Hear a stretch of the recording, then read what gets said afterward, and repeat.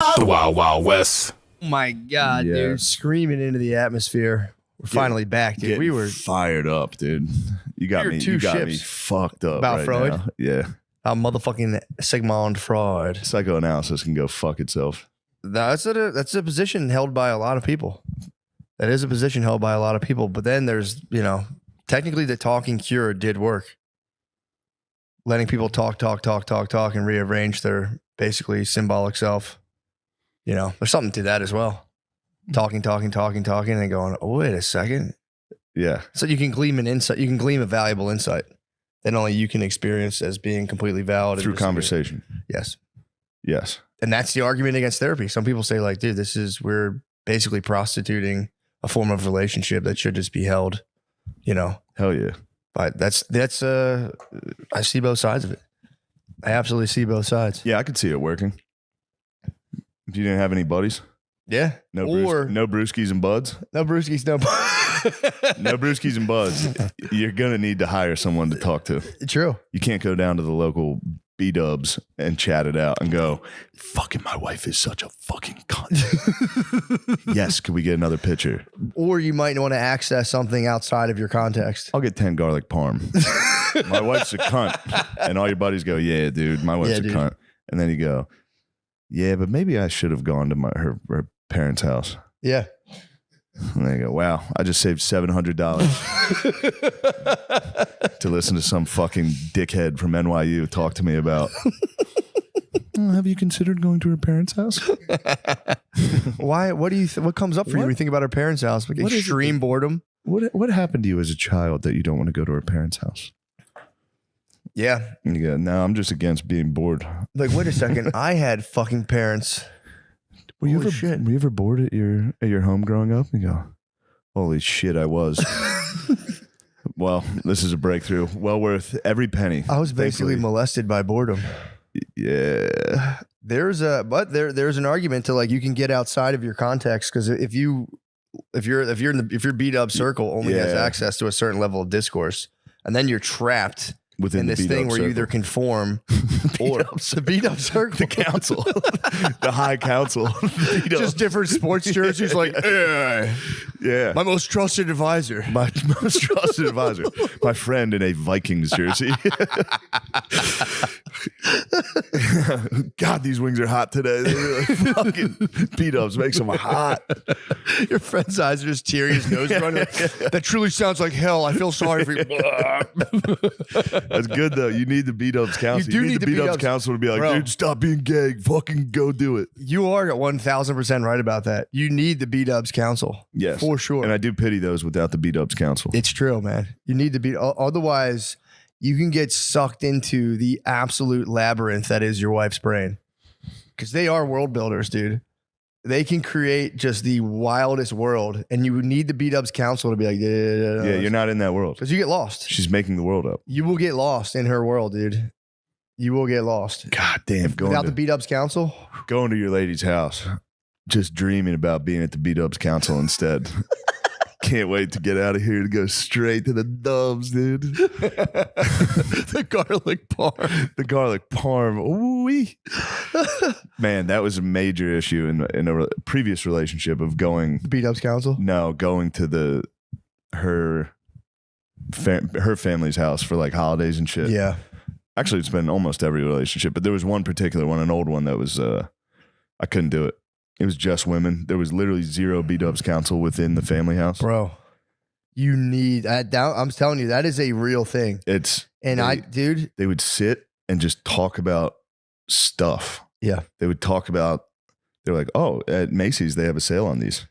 And then the other girl would go, oh, I need to get down there. At Boscov's, they're selling these blenders for 30% off. Dude, it's I insane. go, these are really good blenders. They're birds. They're birds grabbing twigs for their nest. It's insane. I'm telling you, if you don't have, you can be the hardest strain of feminism, whatever. But I'm not being mean. I'm not trying to own babes. But it's like if there's not a dude around Yeah. for years, you need it. Yeah. Otherwise, the chicks go crazy, dude. You need someone talking football in World War II. You'd absolutely need that. Otherwise, Or just a guy going, "What are you worried about?"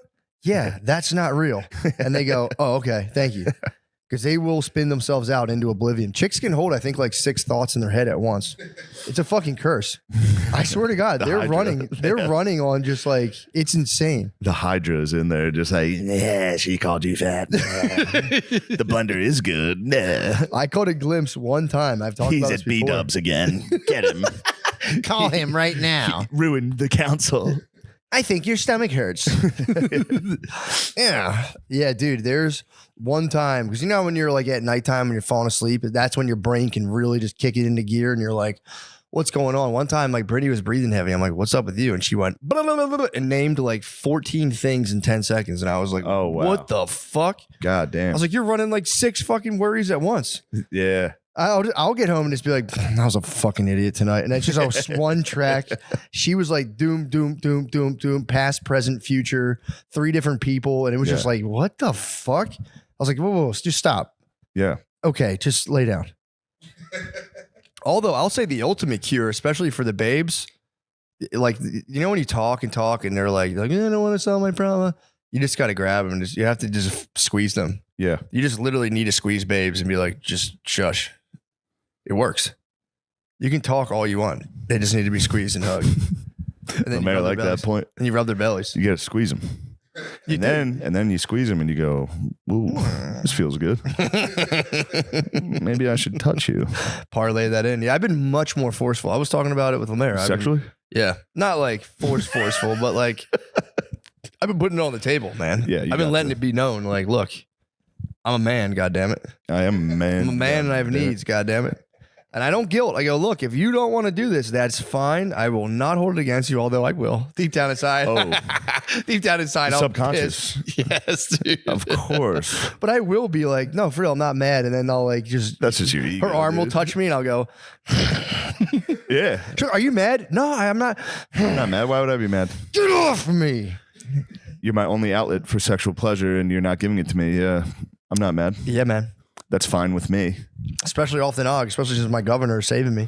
The governor has, I forget every single time I forget. And you go, I go, ooh. they go, license and registration. I haven't done this in a few days. And they go, Yeah. I'm going to need to see your license. I go, God damn it. Do you know why I pulled you over? I can't believe Because I'm a big, Texas- disgusting pervert, maybe? Texas took the nog from us. I refuse to go to another website. Really? I Are refuse. you hitting them with the photo ID? No, I haven't. I've been off the nog. You've just been off the When I'm nog? home, I'm off the nog. Damn, so you wait till you This is a travel. tough stretch. Yeah. We're going to test the nog this week. This is a tough stretch. I'm home for a few weeks. We're going to see what happens. You might fall to Reddit porn. I have never done the Reddit porn. Everyone I turns talk out to. OnlyFans is legal here. I might have to Oh. become a little fat pay pig. Get some girlfriend. Although I've seen OnlyFans and they're never great. Really? I don't think I don't think people I've- are having sex or anything. It's just like a girl's boobs. You go, God damn it, I want to see you. Really? Yeah, I'm sure there's ladies out there going Yeah. hog wild, but I haven't found them. Yeah, dude. Yeah, you're probably thinking of just like Rachel Dolezal's OnlyFans. Yeah, I get tricked. That's probably straight up boobs. I've been tricked on Instagram. I'll be honest. I've got myself. So I went off no porn all of Lent. I'm still on no porn, but I'm back to the point where I can fire up like chicks in bathing suits. Yeah. I can do a bikini fap, which is, dude, you feel like nice. Just after. fapping feels good, dude. Fapping Just does. jacking feel off on your own. Just Although in if a you dark get- room, But quiet. did you ever get into the weird thing where you're just like, I'm jerking off a guy? That No. fucks me up. I'll get into that. Where I'm That's like, Freud, I'm dude. Jerking a guy That's off. Freud, dude. You're It's just true. jacking off. Just relax. I know. Just relax. But you're jerking off a guy and you are liking getting jerked off by a guy. Analyzing instinct and thought bothers me so much. It's not an instinct. Jerking off is a technology. Jerking off is pure instinct. It's technology. It's pure instinct. It's tech. It's big tech. The phone is part of the tech. Just jacking off. Dudes have been whacking off. That was step one. True, but like the wheel is tech. Fire's technically tech. It's a natural. I think it's like in the Bible, like don't fucking jack off, dude. That was day one. Was shit. it really? I don't know. It's not jacking off. Is jacking off in the Bible? I don't think it's in the Bible. I just think like your dad couldn't catch you or else you had to like leave the country. I think if your dad caught you fapping, Yeah, you had to like exile. go into exile. You had to take like 4 camels and just walk across the desert. The Bible never specifically mentions masturbation. What the hell am I worried about? They're gonna hit you with some fucking purity, becoming sanctified, avoiding lust. Yeah, but they were avoiding lust back then because you would like knock a lady's tent down and like eat her ass in the middle. Yeah, Like, yeah, you know yeah. what I'm saying? Like, dudes were Yeah. getting mega horny in the Yeah. desert. So they were like, yo, chill. Bro, Romans 8:5-6 says, the mind governed by the flesh is death, but the mind governed by the spirit is life and peace. That's what I'm talking about. The habit of self-pleasure is a great example of the flesh governing the mind. The Damn. flesh keeps governing the mind, dude. It does. Thankfully, the actual government governs my flesh and says True. you cannot watch Pornhub. True. I go, God damn it. If I could even get one of those gifts that they advertise with, I would fucking go nuts. Thumbnails would be fine. Thumbnail bro. is all the boy needs. Thumbnails Governor are. Abbott, release the thumbnails. Yo, did you notice how cool guys were about that, by the way? They like came after our reproductive rights and we were like, all right, whatever the state decides. We weren't fucking kicking up a fuss. We became communists immediately. Like the state decides. I saw a bumper sticker the other day. It said, if men could get pregnant, abortion would be a sacrament. And I was like, or maybe we would just handle it and shut the fuck up. Ooh-wee. That lady just Damn, dude, goaded this is me a on. misogynist. I know. We're getting rowdy. No, it's not just you. I've been fired up. But that lady That just, Sigmund Freud bullshit fired me up. Now I'm based, bro. Fuck thought. true. That's the ultimate based. That is, dude. And you might be onto something with that. Yeah. Fuck thoughts. Very Eastern, by the way. Fuck thoughts, dude. Don't put that on me either. Don't you dare put that on me. Very You know, Eastern. I hate that's very Eastern. Slash through the web of Maya. Eastern medicine can go fuck itself, dude. I'm done with Eastern medicine. No, it's going to pervade our culture. It's coming. It is here. Oh, it's Lemaire's in the house, dude. Eastern bullshit's here. Look at this shit he's drinking. that's just Chinese grape soda. That's just Eastern medicine. Damn, that's the fucking black nerd elixir, dude. That's crazy. Chinese grape soda. That's every black nerd's dream. That is high octane black nerd fuel. When you sip it, it's like shing. The cap. God damn it. Where did you get the? Oh, there's that fucking store right up the street. Yeah. I got it from Asashi. Yeah. Was that like a sushi place? No, it's like a Japanese market. It's pretty cool. God damn, dude. That's pretty tight. You have access to a Japanese market. Yeah. It's just you and 12 other black nerds. The fucking owner doesn't know who to follow. There's so many of you in there. Just walking like this. Bumping into each other. Oh, pardon me. Pardon me.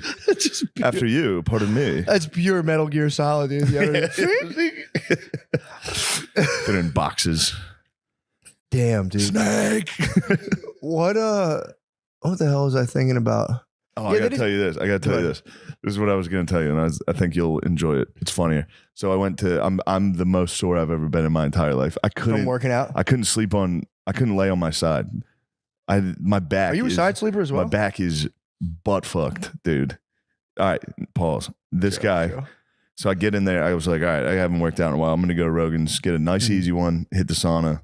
This will be a nice day. I get in. Of course, one of the Navy SEALs Navy SEAL security guys in there. He's like, "You ready to hit the gauntlet with me, brother?" And I was like, "Dude, I'm not hitting the fucking Navy SEAL gauntlet." And then he shamed me into it. He was like, "Come on, dude, come on." Yeah. How could It you say was- no? It was 9 different lifts and workouts, 3 minutes on, 1 minute off. You have to go 3 minutes to exhaustion on every single lift. What? Dude? It sucked. One of them was just hanging on the bar for 3 A minutes. dead hang? It ruined me. Yeah, Just dude. hanging there. This muscle is it's ruined. Hanging for a minute's fucking And then he hard. was like, "All right, pop your shirt off." he was like, "We take our shirts off. It's gonna get hot in here." And I was like, I'm definitely not doing that. I'm not gonna work out in front of a mirror with my fucking shirt off right now." And he was like, "You need to find the problem areas." I was like, "Brother, the whole thing's a fucking. We don't need the shirt off to diagnose the problem area today." I can feel them. What are you talking about? I can feel them moving when I stop. The problem areas are shaking on every workout we're doing right now. I'm doing a curl and my hips are shaking. We don't need a shirt off for this. I thought you would enjoy that. That is Just- so fucking funny. honestly, driving over, I was like, this will be nice. It's just going to be me in there. It'll be nice and quiet. Just Navy SEAL. Bro, Jack Navy SEAL with his shirt off. Like, How you would ready to hit the fucking gauntlet? Oh, how could Like- you have said no, though? I hit the no instantly. I was like, dude, I'm not. I would have signed up at a recruiter. He's like, all right, afterwards. this workout, 3 minutes straight of pull-ups. I was like, dude, I Oh my can't do a God. pull-up. What are you talking about? Damn. I'll hang on the bar for 3 minutes That's to so exhaustion. fucking It was hard. impossible. Jesus. But I Christ. hung for like 30 seconds and then 5 seconds at a time after that. Dude, that shit's hard. It was impossible. The whole thing. Bro, Just I a would jacked Navy SEAL yelling at you. love that. It felt I would've good came after in a and while. like, It "Oh, felt yes, good. sir." It felt pretty good after a I while. bet, yeah. Yeah. Get out there, brother. Yeah. Just lay down And like, just "Get him me being up." like, you're doing pretty good. I was like, thank you. Oh, that's fucking awesome. Thank you, daddy. That's all I needed. Like, dude. pop that top off. I was like, no, daddy. It'll ruin the workout, sir. I'll be done Pop working that out. top off. I'll It's be so nice. frozen in front of the mirror. I'll go, what have I done? I just joined 24-hour fitness. I might start going with people like, pop that top. I might start stealing Valor. Yeah. You ready to hit the fucking He was punch? hitting me with pure Andy Elliott. Was he he was really? Pop the top off. We need to see the problem areas. I was like, dude, What? no. Yeah. What are you doing? Yeah, that's a bit much. He was being friendly. It was funny. You should have fucking Just, yeah. held nipples. Came should've out with just- a towel Yeah, I around should the top. have of you. instantly took my dick out and be like, that's the problem area. How do we get this bigger, brother? My ass is all shitty. My ass is flat and shitty. Damn, dude. Yeah, I did burpees in the garage yesterday. That's real tough, dude. Pretty sick. 100 That's burpees. awesome. 100 burpees. You got a good garage for it too. I know, it was awesome. Yeah. But who was kicking around? We had a home inspector kicking around. So I kept every time being there doing burpees and I'd hear him coming and be like, Yeah, you got What's up, dude? Just out of breath in the garage. like, what are you doing? I was like, Well, just working out. Just Here. had an argument with my wife. I'm shadowboxing. I'm shadowboxing in the garage as hard as I can. I was there working out on my phone on my trash can, just playing like YouTube lectures. Came up with a new guy. I have a new YouTube crush. He's Nice. awesome. Dude, I think You gotta think hear it. people know about him. Michael Sugru. He's an old school fella. Look at that guy. He's an old school Ooh, professor. that's nice. He's really nice. You love these chalk hands. I like chalk I talk. hate the chalk hands. My thing is if they just have one, I'll sit through it. If they have one good idea that I can use, oh my Yeah. God. I've totally constructed a worldview. I had no worldview for the longest time, and I've put together personal philosophy and something of a worldview. That's nice. It's kind of nice, yeah. Yeah. You know, I'm just on it. He's talking about Heidegger, big B being. I'm like, Yeah. fuck yeah, dude. I love that shit. Let's do it for go to bed. I'm like, yeah, fuck Yeah, there's this, nothing wrong with enjoying that. fuck this small B being. Yeah. I get it. Some people don't like it, and I totally understand. No, I have, yeah. It's like gay stuff. It's like, dude, whatever you're doing in your own home, just don't shove it down my fucking throat. All right. Don't put it in my face. Don't put it in my fucking face. Don't fuck my kid with it. That'd be cool if that got injected into movies. Every movie had to have like a cool, Yeah, just a philosophy in it like that. Yeah, just a guy hitting you with not like this Heideggerian bullshit again. I do. Well, it's funny for me because like I'll be like, all right, I hear a lot of fuss about this guy. Like, let me see what they're about, and a lot of it is just like, dude, you wrote 4,000 pages on this, Yeah. on like the nature of being itself, and he's like, well, if you be, you are being, but you can't know what being is. Like, dude, this is. I'll get kind of like, what the fuck? Yeah. are Why'd you talking write that about? down? What are you talking You didn't about? need to write that down. But Heidegger was a Jesuit. He was in the Jesuit seminary. Ooh, like that. Yeah, he was a Jesuit. Jesuits are up to they're up to good They're stuff. pretty sick. Yeah. So apparently he wrote like a highly abstracted version of Jesuit theology. That's what my new mentor, he's dead. That's what you need to get New into. mentor, we Thomas need to get into Suger. fucking good Catholic That's where all my philosophy. stuff's leading to. Fucking right. It's dude. very tight. That is where it all ends. I'm telling you, I've Go in been there, you go, I'm going to read about Freud sucking my daddy's dick, killing my dad, sucking my mom's tits. I'm gay. Everyone's gay.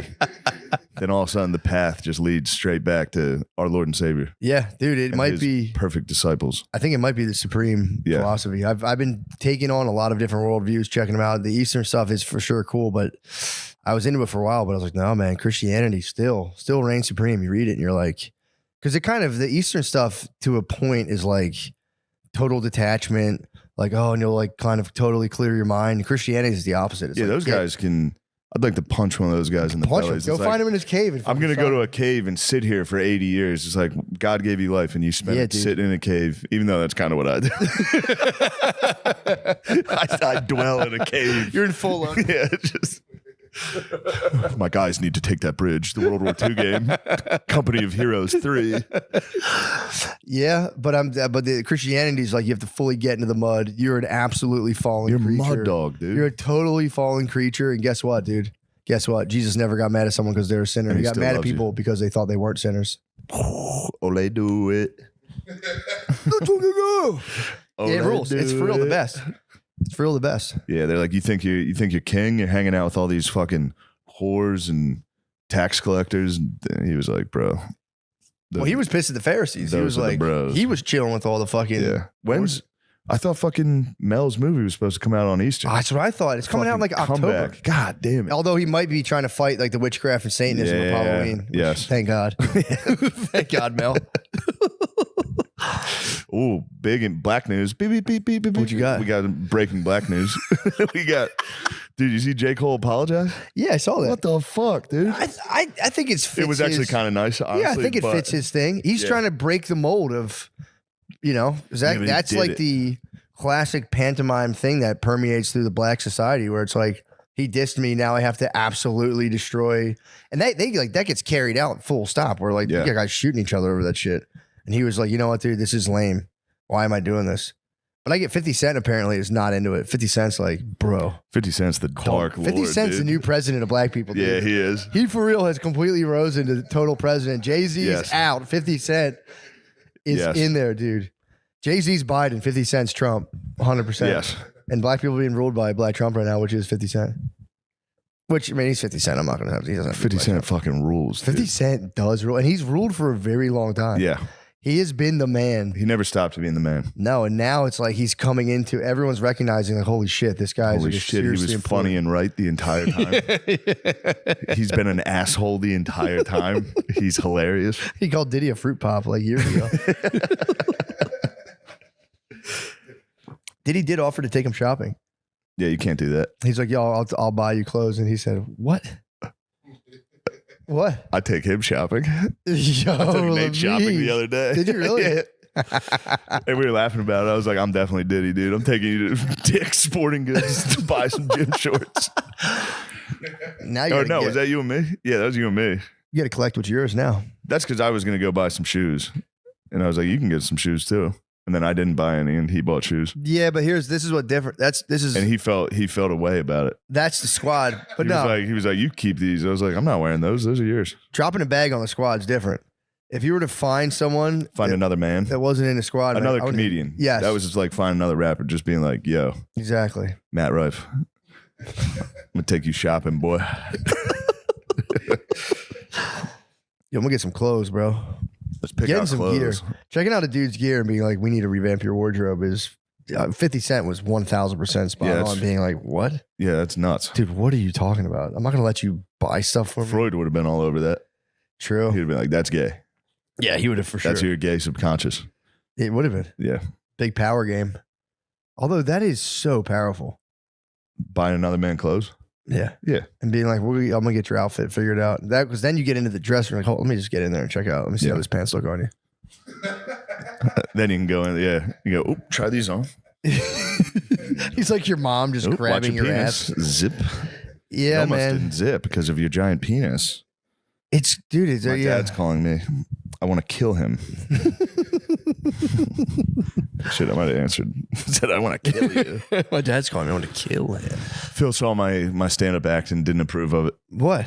Well, actually, my mom saw my stand-up act and then reported back to my father. Really? My father called me. He was like, "You can't say that. Your mother and I are sad." Oh, he So saw. now he's trying to get back on my good side you did. because I was like, "Shut the fuck up, Dad." Yeah, dude. Dad, this is my art. It's not ready yet. It wasn't done, and I said inappropriate things, and I apologize. Did they see all of? Is there one joke in particular they saw that they got Yeah, upset about? They caught a glimpse of that. Yeah, I can see that. you see that? Yeah, they caught a glimpse of that one, and they were none too pleased. I had one recently that I'm retiring forever. I thought it was the funniest thing in the world, and then I did it, and I felt so evil Yeah, after. It was the whole joke was that women get to like, yeah, we have sex toys, we have dildos, and it's like guys have sex toys too. And like, people are like, what are they? It's like, they're called women. That's our sex toys. That was pretty funny. The crowd was like, Jesus, man. Yeah, that is evil. My mother-in-law was there, and I was like, Oh no. Oh I no. let that one rip in front of her whole family. Like, I got I thought it was this funny. one. I was like, this is really funny. And It then I is said funny, and I but was like, yeah. But it's hard when you say it in a room full of people. It's like, oh, Yeah, Jesus, it does make that's- you look like a complete psycho. Yes, I just thought it was a funny play on Just words. like, yeah, they're just inanimate objects. I fuck. It was a funny play on words. That once I said it out loud, I'm like, yeah, I can see that being very hurtful for women everywhere. Yeah. That is a funny thing to think about. What women have to deal with, that like just being completely used as a sexual object, where people like your entire just like being and personality. Someone could be like, skip all of that, and it's like, and then you come back and start talking like, I have to go right now. That's When pretty we brutal. do that though, we also have to, because we're all pretending women like sex like that. Yeah. So then they should enjoy that. If they liked sex like as much as they say they do, Yeah. they should enjoy that. They Just like skipping boyfriends. all the bullshit and fucking. They should love that True. as much as we would, Yeah, true. but they don't. Yeah, true. They don't. Makes me wonder. Well, Maybe they get don't like sex as much. once on their natural cycle, you start to see they are horny for like 3 days out of the month. That's pretty much, unless they see a guy that they'd really like to make their boyfriend, and then they'll get horny for that. Now, don't get me wrong. There's definitely women out there that enjoy just the True, pump and dump, but true. But I also they need a lot of context around it. I think too. They Yeah. need like you. They need to like they're big situation heads. They're big like you'd have to be in like an environment where it's like we shouldn't be doing this. we're really breaking down the broads today. Yeah, but we shouldn't be doing this. Shush is nice. Oh, That we're works. breaking down the bras. We can break down the fellers. We'll break down the broads. We'll break down the blacks next. Are we still in the black news segment? No, black news segment. J. Coming up Cole next, diss was Black News. great. J. Cole diss. I was like, good for Please him. let Champagne Poppy get involved, dude. Rap is just WWF. Big time. We had a perfect story going, and then J. Cole said, nah. There is Yeah. an opportunity, though, for Kendrick to go full sicko mode He could. and diss him again, dude. Just be like, that's what I thought, bitch. Yeah, he could. But it is a. He has to. He's going to. He's going to be like, when I talk shit, everyone runs away. He's going to say that. but then J. Cole might go, fuck it. I You thought go, I did the Man, higher I'm trying thing." to take the high road, baby. Yeah, you think he's going to be like, now it's down to Now the I'm going to bro road. rhyme about you. Down to the bro road, dude. Yes. I mean, I could write his verse if he wants to, dude. Just let me know. We should come up with I sick verses. listened to the thing. I was like, that's nice. There was a part of me, too, that I was like, what the fuck are you guys doing? Yeah. This is so stupid, man. So silly. Let's But- all just have fun.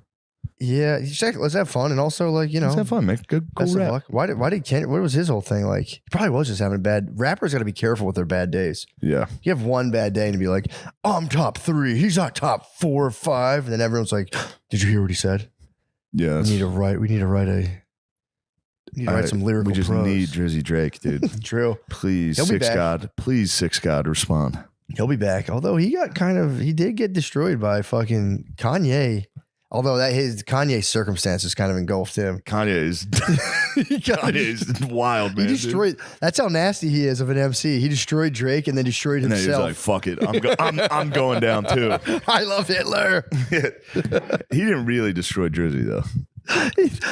Other than that track, Exactly. Did you ever hear that? Him and the Pusha T came up, and it was like that was Pusha pretty good. T went wild on. that was as good as they can get. But yeah, I guess Kanye didn't do it as much as Pusha T, but he did produce the track, and it was good. No, Kanye made that Poop Diddy Scoop. Poop Diddy Scoop was fire. That's dude. hilarious. Poop That's just Diddy mean. Scoop. That's just a mean thing to do. Top 5 business. Poop Diddy Scoop? I think so too. What is that? When he was going Toop Diddy Scoop? He was like, Drake, I produced this beat for you. Oh, And then he gave it to Drake. And I think Drake made a song with it or was about to. And then Kanye released, he just wasted it going, poop did he scoop, poop, poop did he scoop. It's just he just wasted Drake's time. It's just on purpose. I mean, that's really It's just fun. a crazy move. That's insane. Dude. Yeah, just be like, wait, why are we fighting? Wait. That's so nuts, dude. Yeah. I think that's the story, and it's very funny. He's off the God train too now. Kanye's totally off the God train. He's like, well, I thought you were like Christian. He's like, he abandoned me. I need to help myself now. I saw that clip. So I'm gonna rap about getting pussy. I saw that clip. It wasn't the one. Is that Was the it out one of where context?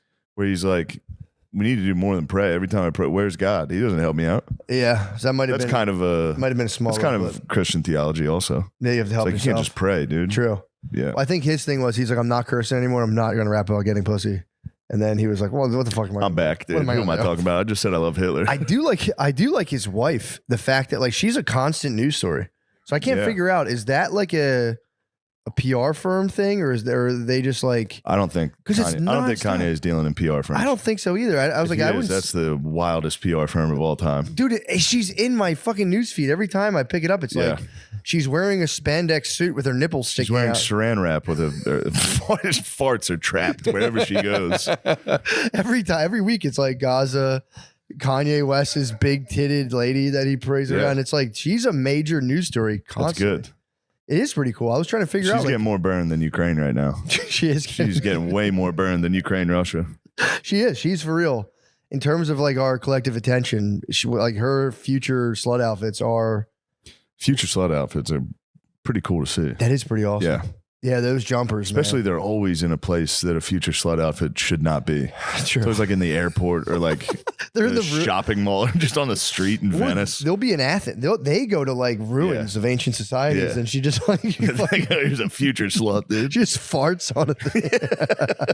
Kanye West's wife farted today, and She farted on the Parthenon today. we saw her pussy shake all Beep, over beep, the beep, beep, pyramids. Black news: Kanye West's future slut farted on the Parthenon. Shout out to our favorite sponsor. That's a little presumptuous. True Classic, for making us fellas look good and feel good no matter how we move. Spring is here, which means it's time to clean out your closet. Out with your old worn out workout tees and in with True Classic's ultra comfortable, stretchy activewear. True Classic is made with stank free, moisture wicking technology so you can do it all in comfort and style. From running on the treadmill to running out for beer. True Classic has gear for you. And they've already helped over 3 million men look great. And now you can save big while you move. For a limited time, for a limited time only, get 25% off when you shop now with my exclusive link at trueclassic.com/drenched. Personal endorsement. True Classic tees are fucking I like nice. them. I do like them. Yeah. I feel jacked as hell in them. You feel good. It hugs your fucking Hugs your shoulders. shoulders. Yeah, there you go. People go, damn, have you been working out? You go, yeah, definitely. Even though you're lying. So don't touch my fucking midsection. Please don't touch my midsection. Get ready to elevate your denim game with True Classic. The new authentic denim collection seamlessly blends craftsmanship with comfort, ensuring each pair is tailored to perfection for your lifestyle. What type of lifestyle do you have? Gay. Yeah, I know. Gay male lifestyle. Anytime somebody says lifestyle, I'm like, Gay. that's what you mean. True Classic does not endorse our comments. True. Well, they do. They think True it's funny. Classic. They're laughing. If they really are our favorite sponsors, they're going to laugh at that. That's true. I mean, it could. I might lead a gay lifestyle. And there's nothing wrong with that. Nothing wrong with that. To It's be just mad about that would mean you're homophobic. exactly. So I hope you're not homophobic, True Classic. With various inseam options available, finding your ideal fit has never been easier. From the job site to casual Fridays, authentic denim is designed to accompany you wherever you go. True Classic shirts are designed to accentuate your best features no matter what your body type is. Tighter in the arms and chest, but with the perfect amount of room for your midsection. You can't go wrong in a True Classic tee. The best part? True Classic sells their premium products in packs to help you save. Get started with a 2 or 3 pack of t-shirts today and feel the difference for yourself. So if you're ready to upgrade your closet, shop now with my exclusive link at trueclassic.com/drenched and save up to 25% off with your first order. Please support our show and tell them we sent you. No matter how you move, make 2024 your most comfortable year yet with True Classic. Let's go. Get ready for the season ahead with quality shades built to last. Our friends at Shady Rays have you covered with premium polarized shades that won't break the bank. Shady Rays is an independent sunglasses company offering a world-class product rated 5 stars by over 300,000 people. Say Shady Rays. Shady Rays. I do need some sunglasses. Hell yeah. Their shades have durable frames and crystal clear optics, making them a perfect choice for all outdoor adventures. They have many styles and colors to pick from, so finding your next pair of shades is a breeze. Personally endorse these. You look fine. Yeah, I look average in them. I got to get a bigger pair. I got a big fucking Let me see head. them. They look good. What the hell are you talking about? Shut up, Matt. They look good. You're making fun of me. No, I'm not. I don't say it with that smirk. They look good. You go like this. They look fine. They look good. I'm just happy to see them. You happy to see? It is nice to see your friends looking good. Yeah, When I see my friends looking good, I go, "Wow, what are those shady rays?" I can't fight the smile. If they didn't look good, I'd be frowning. I'd be like, they look good. If your shades go MIA or take a hit, don't sweat it. They've got lost and broken protection, so you're covered from day one. Wear your Shady Rays with confidence because they have your back long after you purchase. If you don't love your shades, exchange or return them for free within 30 days. There's no risk when you shop. Exclusively for our listeners, Shady Rays is giving out their best deal of the season. Head to shadyrays.com and use code DRENCHED for $20 off polarized sunglasses. Try for yourself the shades rated 5 stars by over 300,000 people. Get you some Sonnies. I need that big pair that goes over the glasses for driving. Sure, I'm that'd be doing a lot of nice. Squinting in Austin. You need Sonnies. We do call them sunnies. That's so dumb. Could you imagine returning a pair of sunglasses and being like, these do not meet my expectations. I'll take my refund and mail these. Yes, and you can do that with Shady Rays. Yeah, that's crazy. That's crazy, but you I can do did it. not have a great sunglass experience. Therefore, I'll send them back and return my funds to me immediately. Thank you. Thank you, Shady Rays. Freeze pipe. Ever experienced the agony of harsh smoke, throat burning, or coughing attacks when smoking cannabis? No. The struggle is real, but the Yes, solution James. is chili. That's right. I'm talking about the smoothest way to light up, and that's with the freeze pipe. Freeze pipe makes a unique line of freezable pipes, bubblers, and bongs that are 80% colder than using ice cubes to chill smoke. The magic is freezable glycerin chambers that come on every piece. Simply pop the chamber in the freezer for 1 hour, and as the smoke passes through, it's instantly chilled by over 300 degrees. Damn. So every puff arrives ice cold and cough free. It absolutely does work. I've done these. It is surprisingly fantastic.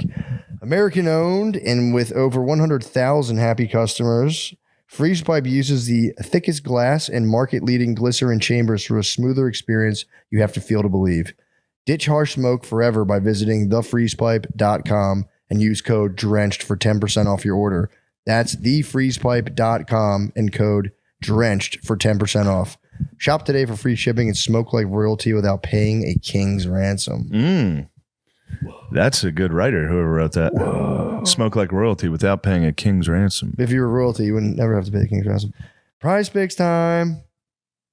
Prize Picks is America's #1 fantasy sports app with more than 3 million members. It is the easiest and most exciting way to get in on the action while you watch your favorite sports and players. You just pick more or less on 2 or more player stats and watch the winnings roll in.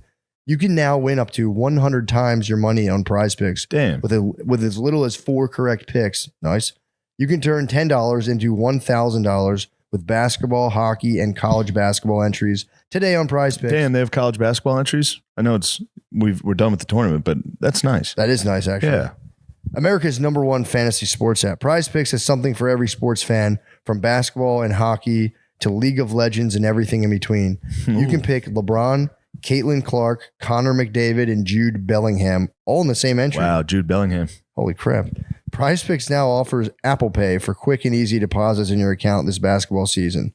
I mean, it's all I do now. It's just, I love It's so fantasy fun. sports. I do fantasy sports exclusively. Download the app today and use code DRENCHED for a first deposit match up to $100. Again, download the Prize Picks app and use code DRENCHED for a first deposit match up to $100. Pick more, pick less. It's that easy.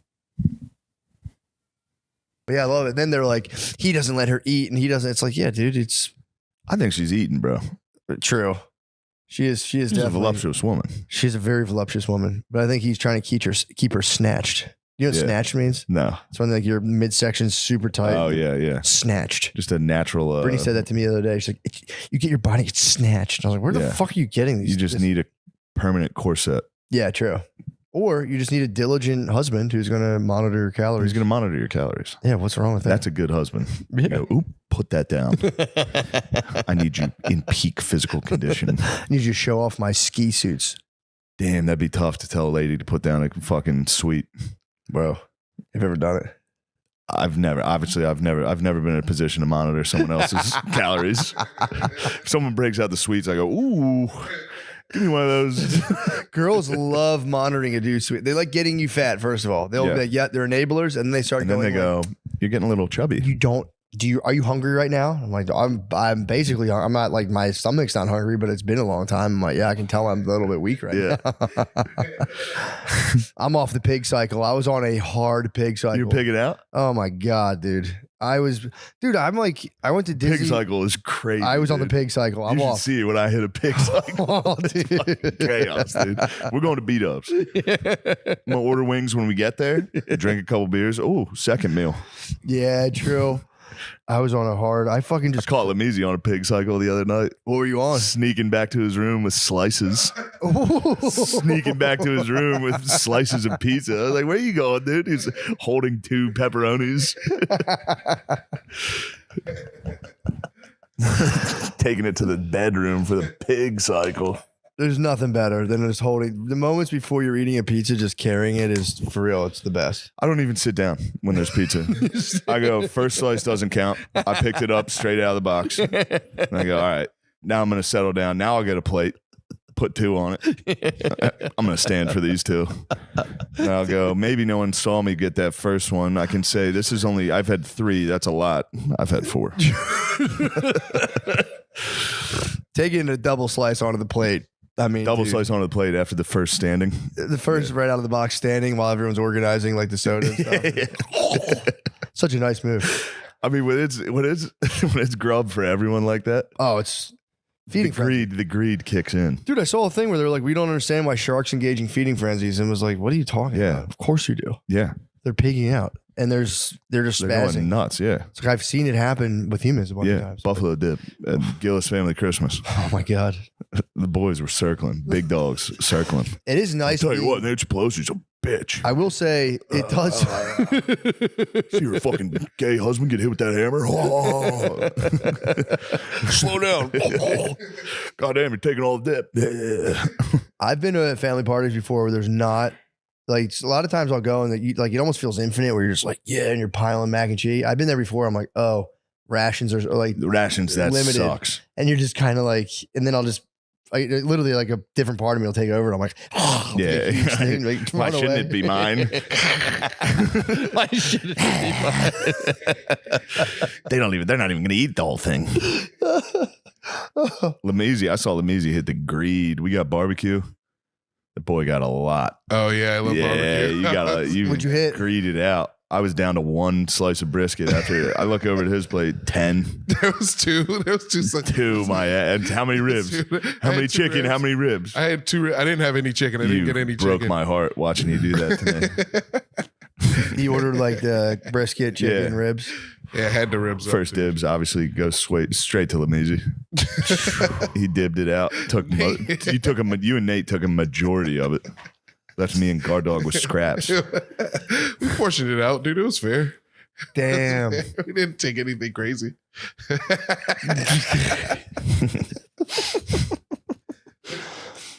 Kind of racist.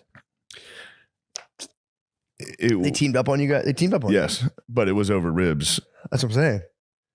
It was their subconscious. I couldn't argue. It was the black man sub beep beep beep beep beep beep. Beep.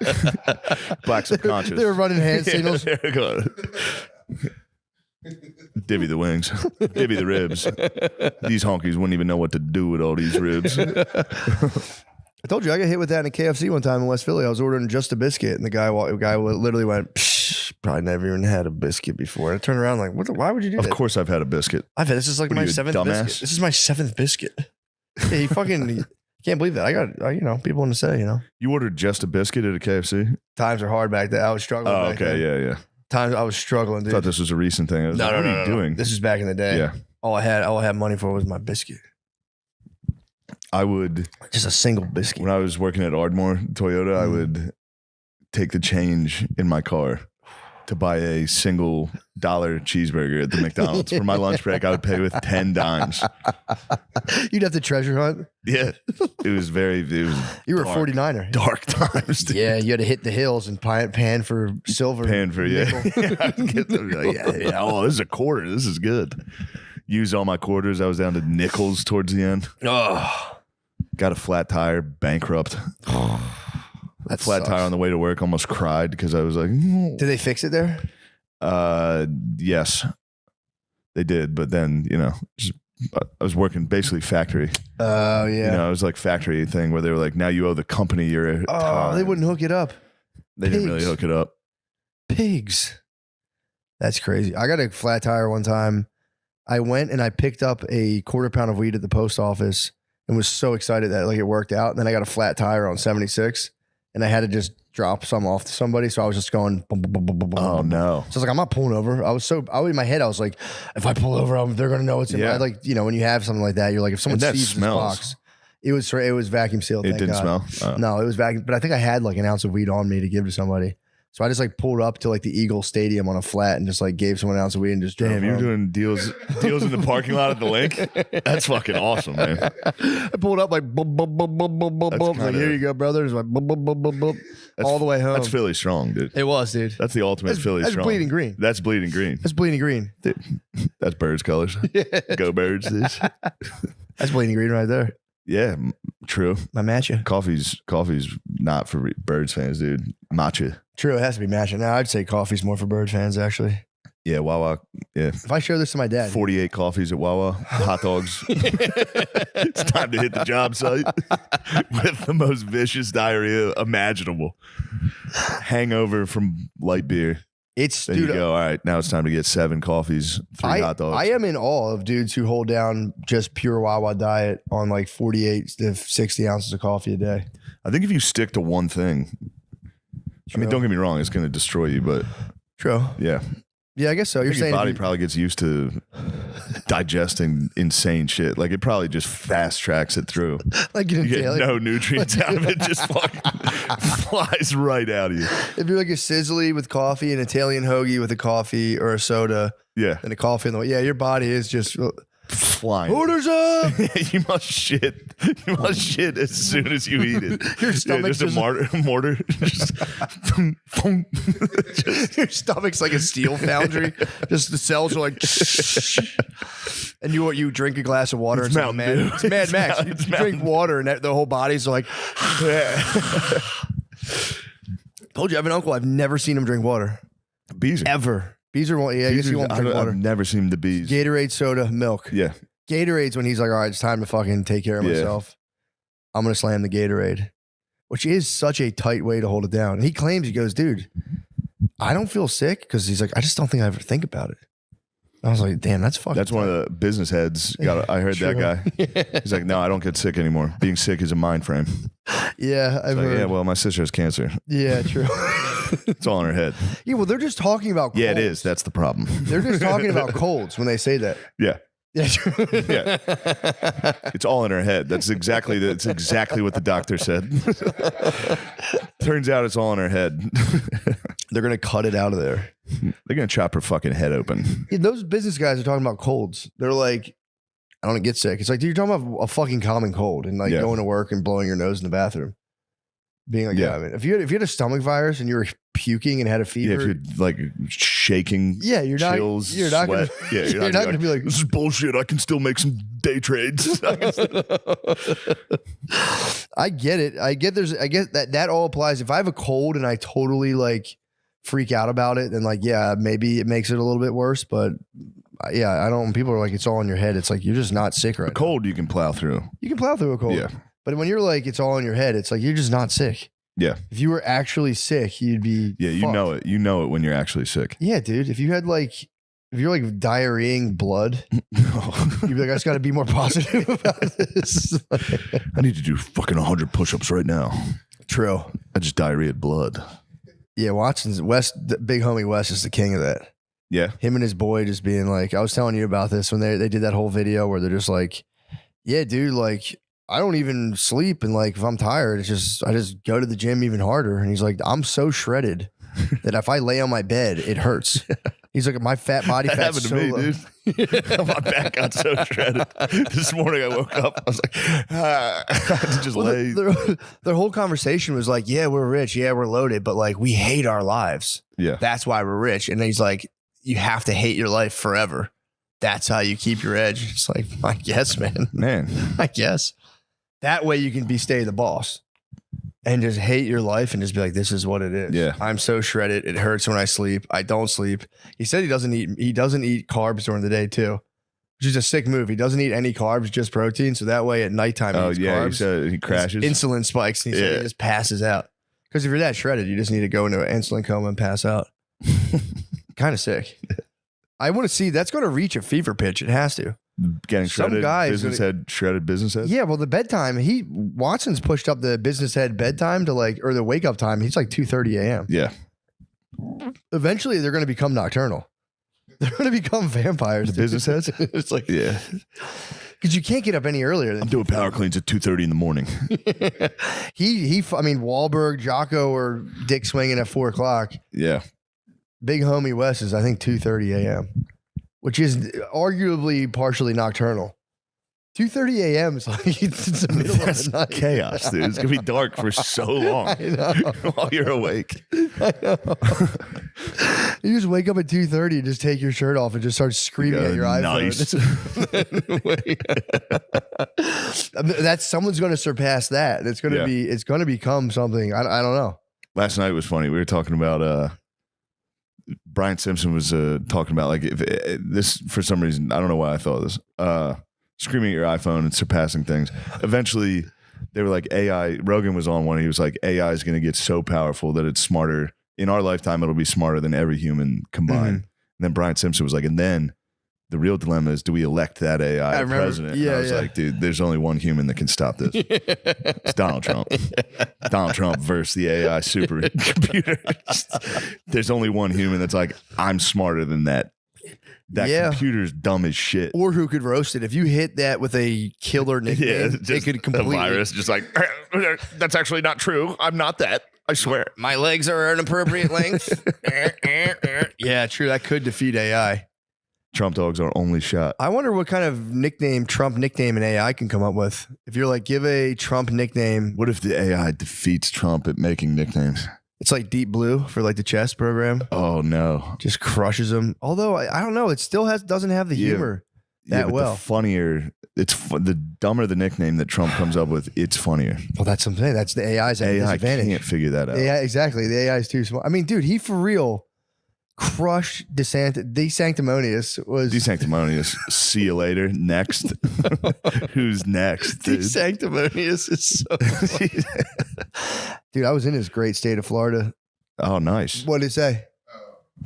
I'm chat GPTing it right now. It said, can you give me 3 mean nicknames for Donald Trump? And it's just thinking. Damn. It can't think of anything. It's been defeated. Oh, it's fucking Pussy stumped. ass. It's already been defeated. Chat GBT, pussy ass. Stumped. Let's see. I don't think Grok would do it. Grok on principle would be like, no. Trump is important for the future of our democracy. I could be wrong. I like when Bitcoin came out. People talked to me about Bitcoin in like 2012. Yeah. You know, you got to buy it, and I was like, shut up. And I was like, all right, I was wrong about that one. But AI, I'm still kind of like, yeah, we'll see. Like in terms of like script writing and all that stuff, I think it'll be a flurry of them. But then you're gonna be able to be like, yeah, it's an AI script. You'll be Yeah. able to read it and be like, yeah, this is written by a machine. There will be, after a lot of them, I think there will be telltale signs. Yeah. I don't know. Aren't they doing like an AI George Carlin Like a special? really? Lemizzi, can you look that up? And I think that's selfish. What do you mean? He's dead, dude. Don't ruin stand up. Yeah, Don't come back and be like, I'm better. I'm still better than everyone. It's not like Yeah. it's his estate. Yeah, true. It'd have to be approved probably by his descendants. I think they're the ones. Yeah. They're doing it. Yeah. Oh, that'd be nice. Imagine the bag you could give to your family by allowing them to do AI hours Yeah. for you. But the problem is you wouldn't have. I guess they could build. Eventually, it would just become so far away from the actual thing because they're Yeah. going to just copy all of his material, base it off that. But then it would be based off like the copies of the copies of the Yeah. copies, and eventually it would just be like, yeah, I'm a fucking slut. George Carlin's new hour. Yeah. Yeah, I had like 7. Sorry, I like dick. I know that bothers men. I hope he does like a woke, like, I'm black. Sorry, white people. I know you hate to see a black man. If his thing comes back and it's just black. Yeah. What if we start doing hybrids like Carlin Pryor? And then they come up with like a amalgamation of the two people. That'd be pretty tight. Yeah. Just Carlin screaming the N-word. Just calling himself the Yes. That would rule. It would be pretty number cool. one. Did you find anything? Yeah, it's called George Carlin, I'm Glad I'm Dead. It got set to private because the family sued them. Oh, they were Yes. making it and the family said no. No, it was like it was a guy from a podcast who made it. And he posted it on YouTube and the family sued him and he made it private. And then he later said that it was actually written by people, but I think it was AI. Yeah, dude. Whatever. So the family sued because he couldn't use George Carlin's likeness. Yeah. No. Fair enough. Yeah, that's what they get. Good. Good 1 point for the Carlin estate. I wonder how much they got from him though. Like, how much do they squeeze the YouTuber for? $1,500. Yeah, true. Or like we're gonna monetize. They should just ran Got ads. 18 million views. They got $1,500. I guess that would bother me if like somebody just put up a video Yeah, of like my for sure. dead mom talking for an hour, For and I'd be sure. like, "What the fuck are you doing?" Yeah. That makes sense. Well, We should probably switch over to the Patreon. yeah, switch to the motherfucking patch. Where are we at, Lemaire? No way. My God, what a I thought we were way further. Me too. I could have sworn we're at a solid hour. I thought we were well past an hour. Well, either way, I can steaming right along. I can still tell you about this, dude. I went to the magical. Yeah, I was going to save that for the Patreon, but patch. yes, let's hear it. Spill the beans on that, dude. Spill So we get down to where first of all we flew at 7 a.m. Which, dude, I understand. Brittany was like, it's either that or we connect a flight and have like a layover. And I was like, you never really know how bad it's truly going to be. I'm like, yeah, we'll just do like a super early flight. I was like, Oh, wake the kids up, they'll be all right, dude. The flight wasn't really that bad. It's just you get there and like when you throw kids sleep off, they were just like melting down. It was bad. We got there, we were all exhausted. It was we had to get up at like fucking 4:30 or 5 o'clock. I was basically on Jocko time for a day, and my whole family fell apart. Like, so you get down there shattered from the day, and then you get in, you do all the stuff you got to do, and it was me, Brittany, our 2 kids, comedian James McCann, his wife, and 3 kids. So we just found this. Brittany found this Airbnb that was like 10 or 15 minutes from Disney World. So they had like a Super Mario room with like a castle bunk bed. yeah. There was like a dinosaur That's room. exciting. The place was fucking nuts. Yeah, that's dude. very It was fun. actually really sick. There was like an air hockey table. It was fun. We get into there. Day 1, we're all just dead. Second day, we wake up at like 8:30 in the morning. We got to Disney World by like 9:30 maybe. And I didn't realize when you drive into Disney World, it's like we got dropped off, thank God, but they had to drive and park. There's a line for parking. So you sit in a line for parking, you get into the parking thing, and then you walk to sit in another line to get on a ferry to get to the place where you can go through and show your ticket. So then that's another line. And then so I'm like, dude, this is going to be a fucking disaster. Like we're not even going to make it. We're going to be in lines all day. So then we got out of that and we get into the Magical Kingdom. And I will say I got completely converted into a Disney head. As soon as we walk in, it's just there's this giant, it's like this little, they really do make this little town. And you're like, this is so clean. I'm like, this is so nice. Yeah. And then there's just Mickey Mouse having like a Mickey Mouse and Minnie Mouse bringing out like princesses and all these characters. And like my kids were just fucking losing their mind. And I was like, oh, okay. Yeah. It's so nice. I couldn't understand when you were sending me those bounding videos. I was like, what the fuck? I had no like idea of like why they were doing this. Now I'm like, I get it now. Yeah, they're obsessed. Disney is for real. Like it's like a religious thing to go to to like go down there and kind of immerse yourself in that world. Now I'm like, okay, dude, there's like for real adults that would go. We were doing the princess meet and greets. There'd be like a 30-year-old lady in a dress, bro. By the way, I'm telling you, I was like, if my kids, because they offer a hug, They would to have had every to kid. greet the meat. They offer they offer a hug to every kid. So I was trying to slide in In there. the hug line. If Chloe would walk away, I'd be like, I'll take that. I'm not gonna, I'll take that hug. You took the hug? No. Oh, I thought you did. I was like, holy They shit. would have called dude. security. But dude, they keep How it, nice were the princesses? Were bro. very They pretty? keep it tight, dude. They keep those princesses. Snatched up. They're snatched, bro. They keep them. I really think if you like, gain too many lbs, you get fired. Rightfully so. the And evil they'll queen. change that. There's going to be fat fucking princesses soon. I mean, dude, if they've gotten around it now, I don't think. I think fat ladies can like usher you through the line to the princess, but I don't think there's plenty of that going on. But I don't think they allow them to be princesses because Disney could argue like, dude, we have to capture the illustrated likeness, so they could get around all of that. We're like, this is a role we're casting. Ooh, I think I found a way around Governor Abbott's nasty rules. What? Disney princesses at the park. Let me take a look at these. Oh my goodness, Jasmine. Yeah, Did you get to meet Jasmine? No, unfortunately. Holy shit. Very fortunate. If you would have met her, it would have been. True. I could have turned into Jafar. You would have kidnapped her immediately. The Disney princesses are beautiful. Dude, I was for real. Like, I would just walk in there like, all right, I guess we'll meet Cinderella. And I was like, what the fuck? Yeah, we met Cinderella, Tiana from Princess and the Frog.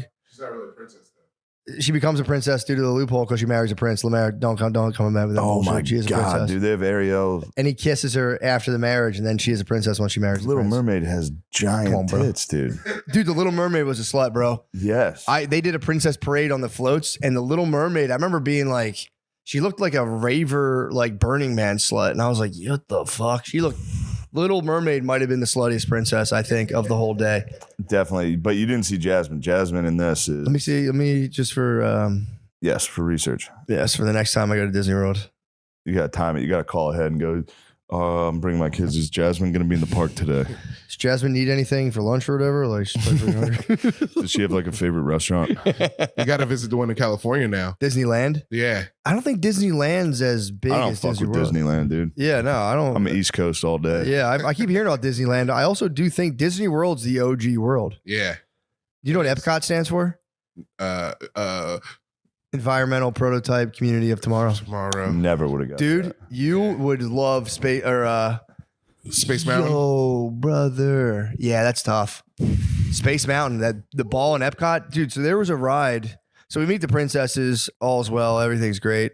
They're very quick too. They're in character. If you ask, there was one lady who was Princess Elena, who like, it's like a weird that Disney one? show. It's just on Disney Plus. Or like nobody, I don't think a lot of people know who it is. Me and Maya would watch it. So I was like, holy shit, it's Princess Elena. And I was like trying to hit her. You see that to her face. Holy shit. Well, Brittany was like, which one is that? And Maya didn't know. I was like, that's the Red Princess. That's Princess Elena. And she was like, oh, it's me. And then I asked her, I said something about like Elena. I was saying something about the kingdom. I was like, I'm from a kingdom. And she like, they snapped back real quick. Like, oh, I bet your kingdom's great. Kind of like, shut the fuck up. Oh, man. But they are very quick, dude. They're Yeah. like anything. The kids. Isn't would the throw Rain stuff. Train? Isn't Rainy like a Disney head? He's an adult Disney, but he's like an adult Disney pervert, I think. I think everything Rainy does, it's whatever he does, he perverts it.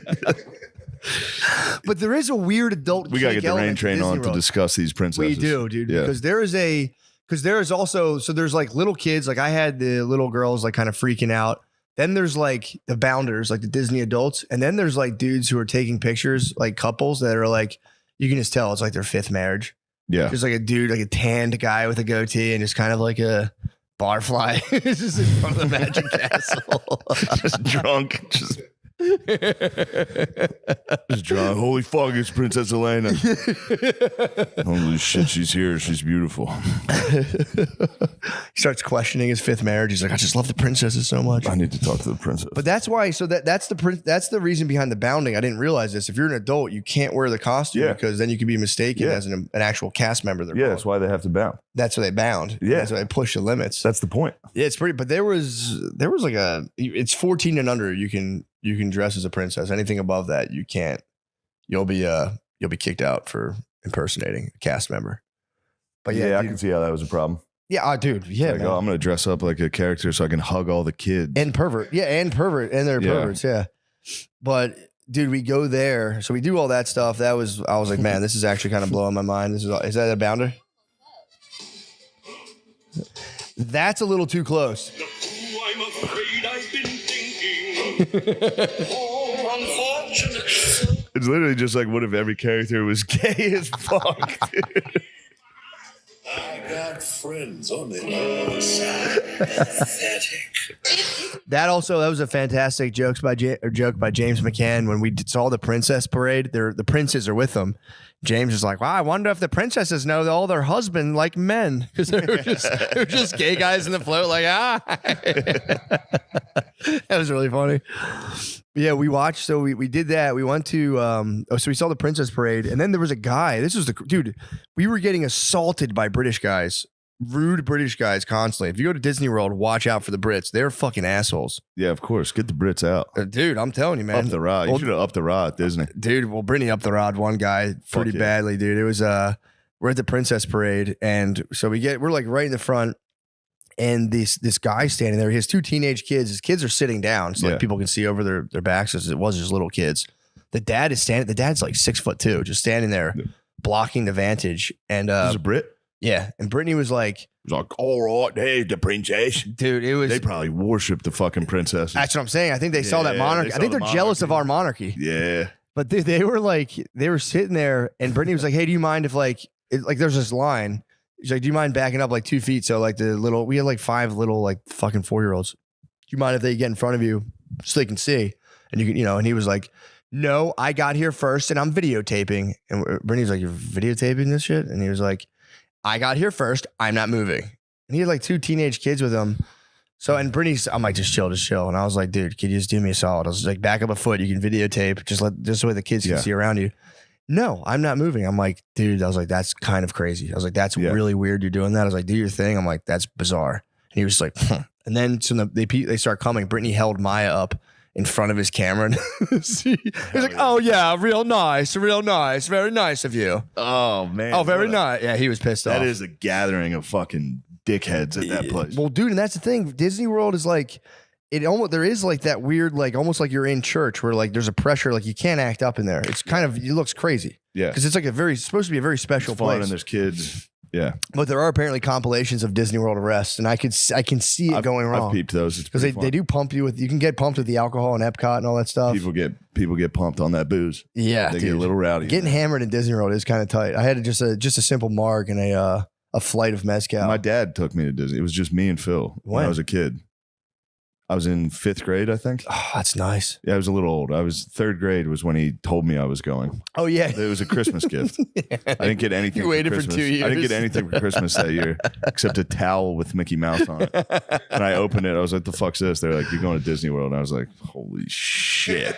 And you went 2 years later. 2 years later, my dad finally had like a business trip in Florida, and he was like, "All right, fine."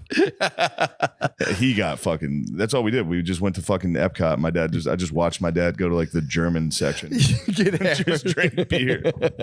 He was like, "Look at this! I got you one of these." It was like chicken on a stick, and I was actually pumped. Yeah, it's actually. I was like, "This is so fucking cool." I've If never you had give this. kids stuff on sticks, they are. yeah, That's a that huge holds hack. up though. That's Freud would know all about that. That's True. That's just gay. True. It's phallic. We like to eat phallic things. It's your father's handing you Your his father's penis. handing you his penis. You're eating it. You're gay. You're you wanna destroying it. kill No, him. you're destroying it. You're destroying your dad's cock. You can't have the threat of obliteration from your father. I Well, hate- your dude, father I'm will done cut with- your I'm penis done with off. Your father will cut your penis It's time off. to read fucking Popper. Karl Popper's the bro, dude. We're done with this Freud bullshit. He's too reductionistic. I can't. I mean, for physics, yeah, but for the subjective human experience, Reduction. Popper just is lost, dude, in the mirrored hallway. So, well, I say, hold on, still. Let me put this in my What is lab. that? I say, Oh, you bro. want to suck your father's cock? Yes, this is nice. This is totally normal. I had a rough improv last night. I forgot about that. What was I don't know it? if you saw it. I just broke out into a Hitler. When? There was a part of a joke where I was like, if you don't laugh, this is just hate speech right now. And I was like, and people were like, because I fucked up the impression. It didn't even sound like Hitler. It just sounded like I had a stroke. I was on stage. just, Also, Hitler does sound like he's having a fucking stroke. He's fired up, dude. Yeah. You would be too. Yeah, I made the mistake. I'll never do it again. I came out last night and greeted the crowd. I was like, where are all my Jews at? Just, I thought it'd be funny because I It wanted to is talk about funny. Jewish people. People It were is not funny. happy. Yeah. And I got all self-conscious. I was like, oh, shit, fuck. Where Yeah. all my motherfucking Jews at? When you start with a rough one, Yeah, it's tough. I've opened with that joke that my mom got sad about a couple times, and it's an intense bomb. yeah. It's an intense one where people are like, "Oh my god, I thought people this would guy's a laugh. prick." Yeah, people went, ooh. And I'm like, well, I'm not going to like, Yeah, and I'm you not start being gonna- like, I'm not trying to kill them. It's like, I'm not people trying are to like, kill them. I'm not going to fucking beat them up. I'm going to subject them to a certain, yeah.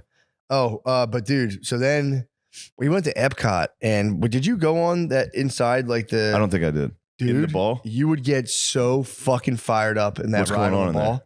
I forgot all about it. I went on it when I was little, and I didn't. Yeah. I was like, I was like, I think you just walk around this thing. 'Cause James was like, what is it? I'm like, I don't know. He's like, walk around. It's like a gift shop, I think. No, dude, you get on a ride that takes you from like throughout history and shows basically like the evolution of Western civilization. But it's these mechanical guys, and they're taking you through this big like dome, and you're looking at like cavemen, then the ancient Egyptians. It's pretty much, it's actually all of civilization, but they, you know, it's like they throw in the Egyptians and I think like the Middle East. But they have like this age, that the Greeks, the Romans, and you're going on and on. It goes to like the 20s, the 50s, the 70s. It just shows you like how humans have evolved through technology. And dude, I was like so fired up about it. That's it. It was really cool. And then you go into a thing and like you look at the nighttime. It's like they show you like the stars and this giant dome. It's fucking awesome. That is nice. I was so fucking fired up. But our fucking thing was in Chinese. So I had to narrate I was like, because they would just be like, well, I'm because our cart, somehow the language was set to Chinese. Where our guide was just weird. And Brittany was so fucking mad. And I was like, no, I know what this is. This is Greek. This is Greece. I can tell. And then now we're in Rome. So I had to narrate all the stuff to her. So she was kind of bummed about that. Fuck was it in Chinese? That's what she was saying, bro. She was so mad. She was so pissed off. I'd be pissed. But I was like, I'd be pissed. But I was trying to hit her with that stuff. I'm like, this is even better because we can like just like We think can just about it make for it ourselves. up. We can just think about it for ourselves. I was spot on. I got the Greek. I'm like, we're about to hit Rome next. We did, and then what the fuck else? It was sick though. But I didn't know when they were like showing papyrus, like the invention of paper. I was like, yeah, there's fucking that's like the Turkish Empire. Egypt inventing paper. I had no idea. All right. Yeah, let's Page swing it up, over. dude. Let's get to the real stuff. Now it's time to get down to business. Let's get to the real stuff. on the Patreon. Let's go. The Wild Wild West.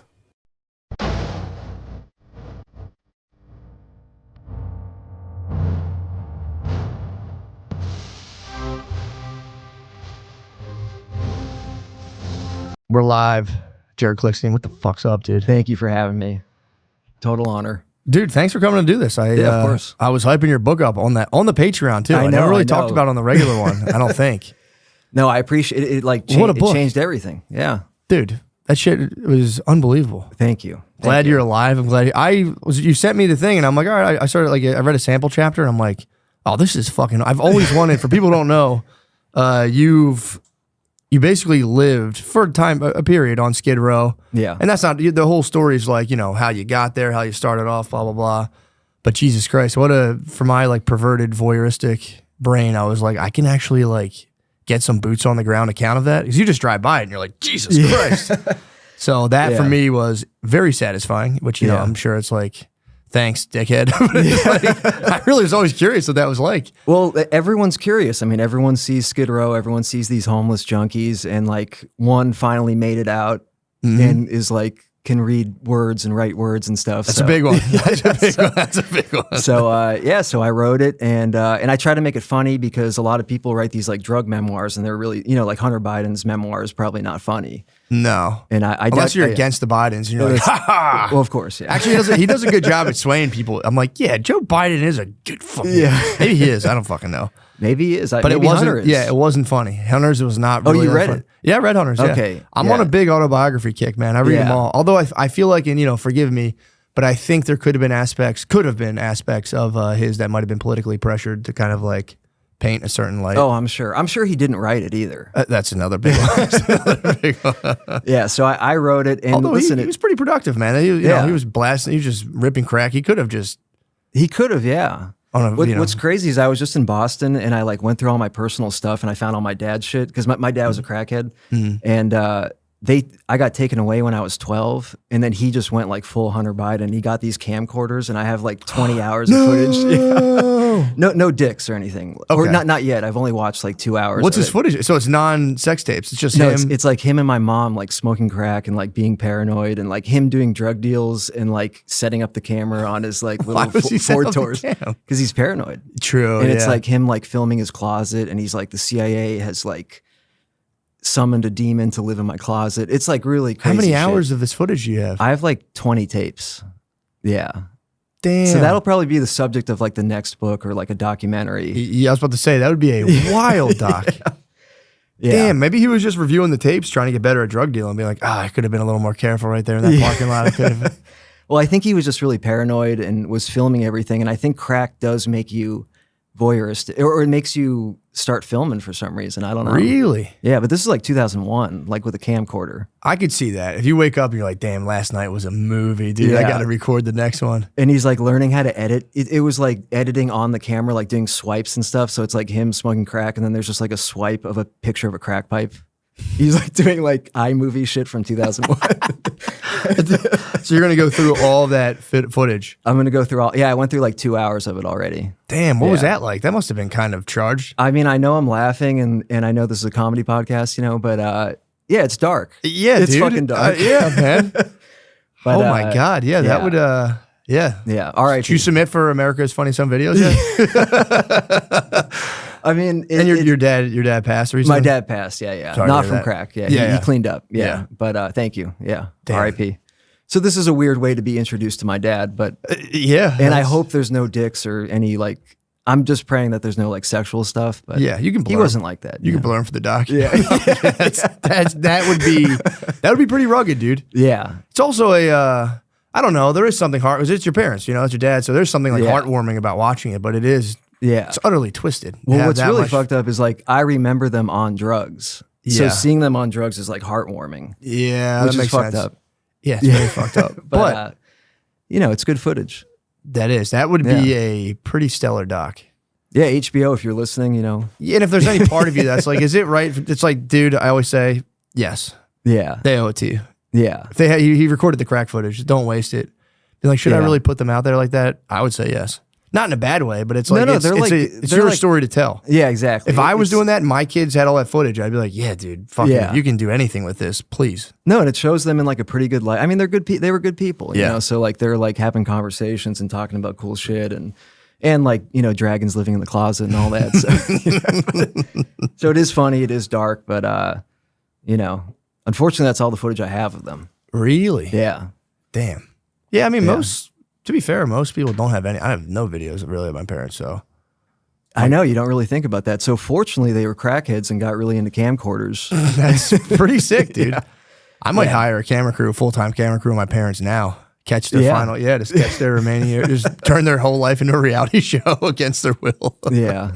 No, I filmed my dad like right before he died. He like told a story because he did Yo-Yo Ma's kitchen and like all his finished carpentry or like finished cabinetry and all that. And he was like stealing Oxycontin from Yo-Yo Ma. Who's your ma? He was a celloist. Yeah. Who was on Oxys? I think he like is a legitimate guy that got like a back Yeah, surgery or something. I believe that. But my dad did not, you know, he was just stealing it. Doing his kitchen. He hit Yeah. the So he pantry, told yeah. the story. It was pretty funny. That's really funny, actually. Yeah. How'd the Yeah. kitchen turn out? Really good. My dad was a great carpenter. He did John Kerry's desk and office, and John Kerry tried to not pay him. What? Yeah, Senator John Kerry? Senator John Kerry has it. Yeah, apparently he had an issue with paying people. What? Yeah, they wrote about it in the Boston Globe. Yeah. Damn. I never heard. You heard it here first, dude. I never. Well, Boston Yeah. Globe broke the story, but heard it here second, dude. That's crazy. Yeah, yeah. So he tried to stiff. How much did he try to stiff your dad for?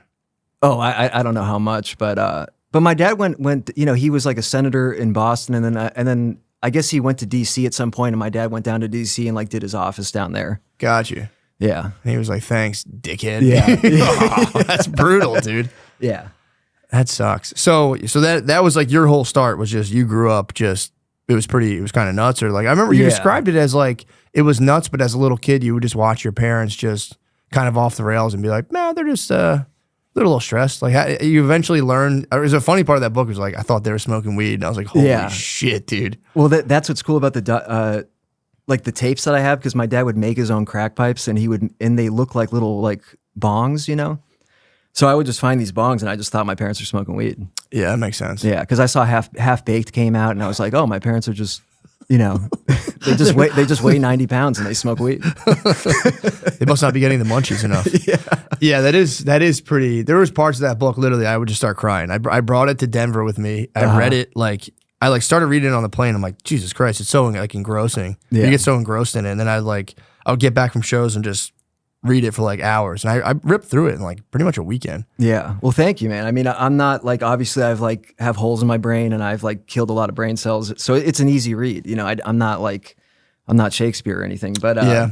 But I appreciate No old it. English in there at all. No old Yes, we're leaving. Yeah. But I appreciate. I'm sure you get hit up by a lot of people with like, here's a picture I drew or whatever. Here's a book I wrote. You know, thank you for reading it. Dude, it was awesome. Thank It you. was genuinely really. And then it's so. And you've been on Fox, I think, a couple times, or maybe what else? You've been on the Yeah. news. Yeah, And you're I like got- giving like the takes on like homelessness, which I thought that was kind of cool too. I didn't know Yeah. because you came out of that. I'm sure people would love to have you like, see, we need more funds, and you're like, actually, Well, Fox loves me because yeah, if any opportunity to shit on California, like they'll take you on. So they took me on like immediately, and I'm like pretty apolitical, but and everyone was like, "Don't go on Fox, like it's gonna fuck your life up, fuck Fox and all that." And I was like, "No, I'm gonna go on Fox." Yeah, and, why and I not? did it, and it got me a book deal, and it actually reunited me with my aunt and uncle that's pretty cool. because they thought I was just still a crackhead, what? you know, like that must 5 have years been nuts. sober. So they saw me on the I news. saw you on the Winners Network, obviously. Yeah, Fox. yeah. Like, damn, dude, he's fucking winning right now. Yeah. Well, they don't actually. They're kind of like they don't like Fox, but Yeah. like a relative was like, "Yo, Jared's on Fox," and they saw me and they're like, "Oh shit, he's probably not smoking crack." Yeah, they have to watch it and be like, huh, Yeah. this is pretty good. Yeah, that Yeah. I mean, it is that was a cool thing you did in the book where it's like, you know, here's my story, and then it's like, by the way, and I think you did this pretty good where it wasn't like because you could have like went full court press, like here's my takes on policy, blah blah blah. It would just Yeah. get like tossed in, peppered in. You'd be like, yeah, that's a fair point. Yeah. And correct me if I'm wrong. Your whole idea is that like definitely we should help homeless people, but like let's kind of build accountability in there. If you're just kind of like putting people up for free or just like showering people in resources and not dealing with the inner issue, yeah. you're killing them because they're just going to keep getting high and die. Yeah. It's like a house is burning down, and like instead of spraying it with water, you're like, here's like medicine to like deal with your burns. Yeah, You know, like yeah. we have to kind of address the key, like the foundational issue of addiction. And listen, there's a lot of homeless people that aren't addicted. Obviously, you know, some of them are just mentally ill. Yeah. Permanently. A lot of those people that are mentally ill, like I was mentally ill, like I was screaming in like a McDonald's dining area, like, you know, I was like yelling at people and throwing shit. That feel good. Yeah. I've always wanted to get It up. kind of does, because when you're home, it's crazy because when you become homeless, you're like, I'm like jaywalking. It like starts with jaywalking, and then you're like, I'm gonna like deliberately walk in front of cars. Yeah, And then it's- dude, I always wondered about that. So you start being Yeah. like, fuck these cars, I'm going. And then you're like, I'm gonna litter. And then you're like, I'm gonna like knock over a trash can. And it just like escalates, and it's like, I'm gonna throw shit at people in a McDonald's. And then it's like, I'm gonna rob people. Yeah, then you're You know? like, yeah, I might as well put all this energy to good use. Yeah. And then, yeah, it does escalate because going to jail is like, it's basically like a sleepover. It's like, oh shit, I get to like chill for like 3 days. So going to jail is like not a punishment. It's like, oh shit, I'm going to get a pillow and like a shower. Yeah. This is So you're like, pretty I'll sweet. throw shit at people. Yeah, that makes sense. I'm going to fuck this lady up. Yeah. Yeah, I saw a guy recently, whatchamacallit? Jesus Christ, I'm blanking on where I was. This is bad. I was in Portland, Oregon, and they have a lot of homeless people there. Oh yeah, yeah. This weekend, and there was this guy. I was me and Nate Marshall were walking, and this guy, he was kind of drunk. He was like, "Oh, what are you guys, homies?" And I was like, "Yeah, actually, we are." And I was like, "Maybe he's just being friendly." I couldn't really tell. And then I come back, and he was just getting in homeless people's faces and being like, "What's up, dude?" And like shoulder bumping him. I'm like, "Dude, you're gonna get fucking stabbed, dude." I was waiting for it. I'm like, "Please, fucking bash this guy's head in with it." That was because that was the thing too. Like I didn't realize how hard everyone was rumbling in this. I mean, obviously I knew there's like bad stuff going on, but you're saying like you'd sleep with like a pipe between your legs. People would come in your setup and you got to just fucking. Yeah. That shit. I was like, I mean, it makes sense obviously, but I was always like, I think people are maybe just chilling, a little more peaceful. No, I didn't realize it people are was such pretty a- angry. Yeah. Because you have nothing to lose. When you have nothing to lose, you're willing to lose your life because your life Yeah. isn't worth that much. So, and I'm like, you know, I'm like not big. I'm like a white guy. I like look, you know, I look the way I look, but you know, I looked like I was like 16 until I was like 30. Yeah. You know, so I looked like a kid. And Same. And then I looked like Yeah. I was 75 very fast. I skipped like three decades of aging. And now I went from like looking like I was like 27 to looking like I was like 55. yeah, well, I look forward to hitting that relatively soon. But yeah, so like I looked like a bitch basically. I mean, I'm not hard, you know, so yeah, people tried to fuck with me. And like, you know, being white on Skid Row is unlike everything else in life. It's a detriment. Yeah. True. So you know, it wasn't that cool. But people were almost like flabbergasted. They're like, what is this like suburban white boy they were like kind of respected it. Yeah, They were it's like, kinda holy cool. fuck, man, this like clean cut white kid is like doing it on Skid Row. So And it was Yeah. probably came in handy. Like I was reading that, like that's kind of nice when you're able to like use your kind of appearance too. It just helped you. yeah, like do I went to crimes, which is college, I great. can talk. So like Yeah. people were like, oh shit, we could keep this kid around and like talk to the police for us or whatever. And I was really good at stealing because of it. Yeah. You know, if you're like a Mexican guy with tattoos all over your face, it's not easy to like go steal shit. Yeah. Trying to lift toothpaste is not easy. Yeah, yeah. The play At least doesn't- 10 years ago. True. Yeah. Yeah. Now it's all locked up, I guess. Yeah, yeah. So that kind of fucked everything up. Like I was doing it back in the day when they weren't locking everything up, and I was like pretty good. I had like a pretty good system, and I made more money than I do now, like working a job. Yeah. You were saying when you were Yeah. shoplifting, it was a couple thousand like a day pretty much. No, like a couple thousand a week Week, sorry. untaxed. Yeah. You know, Sweet. So like the same that you would make it like a job now. Same. It's a shame you missed the self checkout. I know. I had no I know. excuse. I was of a relatively sober mind and I pillaged those things pretty hard in the beginning. Yeah. And it wasn't even for like a lust for stuff. I was just kind of like, it was more of like a game where I'd be Yeah. like, is anyone here actually paying attention to this? Yeah. And it turned out, no, not really No, at no, all. No.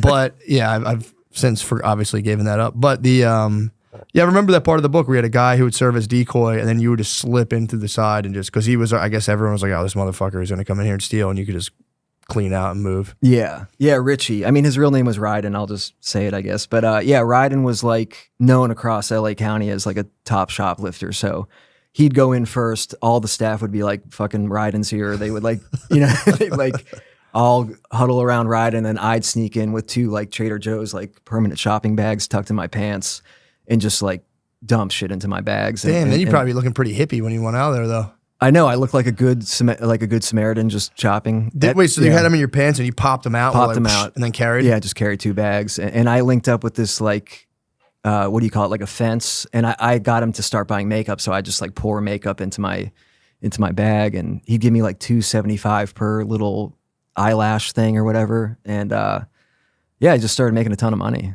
Damn. and still going to sleep every night with $0. Fuck. Yeah. Yeah, that's pretty wild. That was the craziest thing. So for you, it was like, you know, and again, in the book that you kind of detail, but you start out, you know, it's pretty like regular kind of stuff. But you, in terms of the drug use, it wasn't so much of like, oh, I'm going to try this, I'm going to try that. You just describe having this just like constant feeling of like, this is wrong, shit's fucked up. Yeah. Then it was like, I need to stay drunk all the time. And it was Yeah. the thing you talk about I really like is just how like the kind of the mental gymnastics of like, look, here's my line.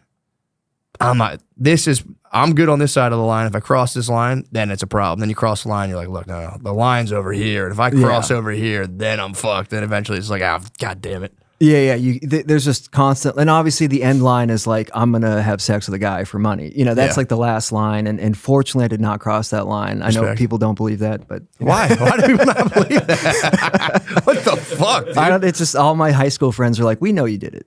You know, and I swear I didn't. I mean, one time I let a guy tickle my feet for $100. Who wouldn't, dude? That's fair. Who wouldn't? Yeah, You know? that's fair. and he actually was like a kind of a camcorder guy, so like he filmed it. Oh, and no. I've hit him up on Gmail. This was like 2011, so I've recently hit him up on Gmail, and I'm like, "Yo, I know you've tickled a lot of feet, but like, do you remember me? Like, I'd like to see that footage." And he's like, I'll give you $100. How about that? Yeah, exactly." And he's like, what size foot were you? Like, I got to remember. And he's like, I don't know, man, I've tickled too many feet. You know? But he like tied me up in a bed, like with those like, you know, those like kinky tie up things that have like quick release. It's like Safe Play or whatever. Yeah, I could imagine. Yeah, so like it was like kind Me of and my like, wife, no, there's no safe like that. but he was cool. He went to UC Berkeley. He was like a small Asian man. Nice. We talked UC, you know, I went to UC Santa Cruz, so we had our little rivalry. We talked school, and then he tickled me.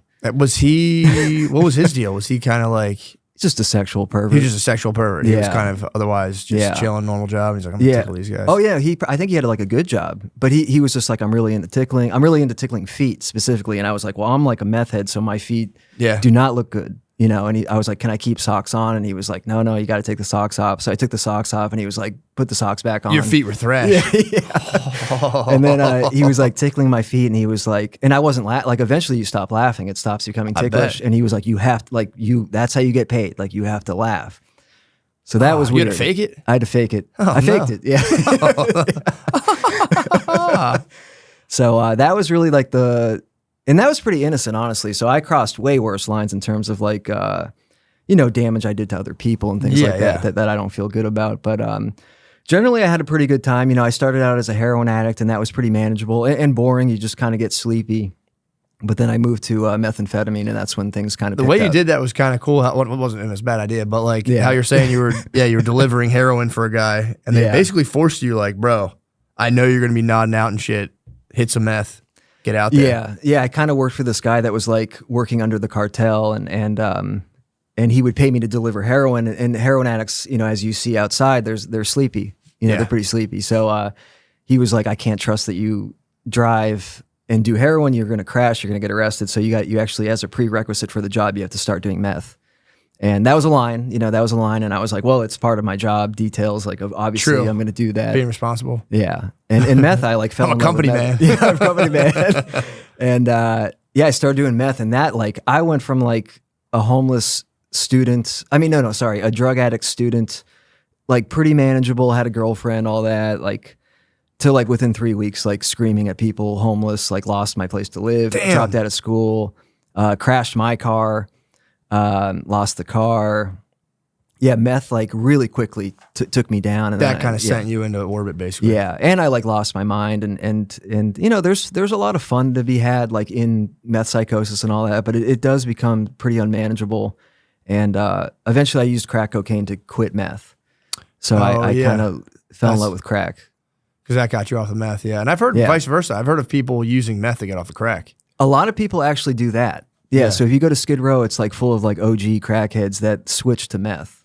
And they're kind of like, are they tame or are they kind of out of it? Well, meth is cheaper, but I think meth is like, you can stay up for 6 days on meth and like really start doing some damage, like, really thinking that you're talking to demons and all that. And you get into this like really dark psychosis, whereas crack is very simple. It's just like you think it's like you're just paranoid about the police. So like it actually, and it's very like short. It's like short bursts of this paranoia that's actually pretty fun. That's cool. Yeah. So like you smoke crack and you think like the FBI is after you, which is kind of cool. Yeah, that's better than demons. I'd rather keep it to this realm. Yeah, and exactly. Open myself up to like, interdimensional fucking beings and shit. And you like tell yourself you're like, I'm going to smoke this crack. Like, obviously the CIA is not after me. Obviously the FBI is not after me. Like, I'm just I'm a homeless crackhead. And then every single time then you smoke crack and you're like immediately hiding behind a dumpster and you're like, there's a helicopter. And they're like, I stole some makeup. They're fucking after. I'm on like America's Most Wanted. I'm on the bulletin board. They got my picture. Board, the fucking yarn connected me with all the other dudes. Yeah, that is kind of terrifying. It was weird too when you said you were able to like eventually with meth realize like with like, when you're bugging out on weed, like none of this is real. But like, I guess obviously it's way deeper, but to realize like this is just a meth delusion. You were able to like kind of ride that out a little bit, which sounds fucking crazy. Yeah. Well, when you first start doing it, you have a lot of auditory hallucinations. So you actually hear like your friends so you're like, holy shit, my friends are in the house. Like they're in the next room. Then you start texting your friend. I would text my friends and be like, yo, I hear you talking shit, and they're like, I'm 100 miles away right now. And you're like, yeah, right. Dude. Yeah. Oh, fuck. And then, but the auditory hallucinations are so, they're just so insane that eventually you are like, okay, like my friends are not in the next room. My family is not in the next room. And you sort of tame the beast at that point. And then it just turns into like mental hallucinations, which are more creative and more fun. Okay. Once you get over the paranoia, you're like, actually, yeah, let's explore some of these other ideas. Yeah. But it's a terrible drug. I don't recommend anyone. It's pretty hard to like functionally use meth. Yeah, I can. And like keep your job, unless you're a Nazi soldier. Yeah, or a gay guy. Gay guys seem to be able to do it pretty well. Yeah. That's pretty cool. What the hell? Yeah, I don't know. I used to like chill with these gay dudes in San Francisco, and they were like flight attendants and like had jobs.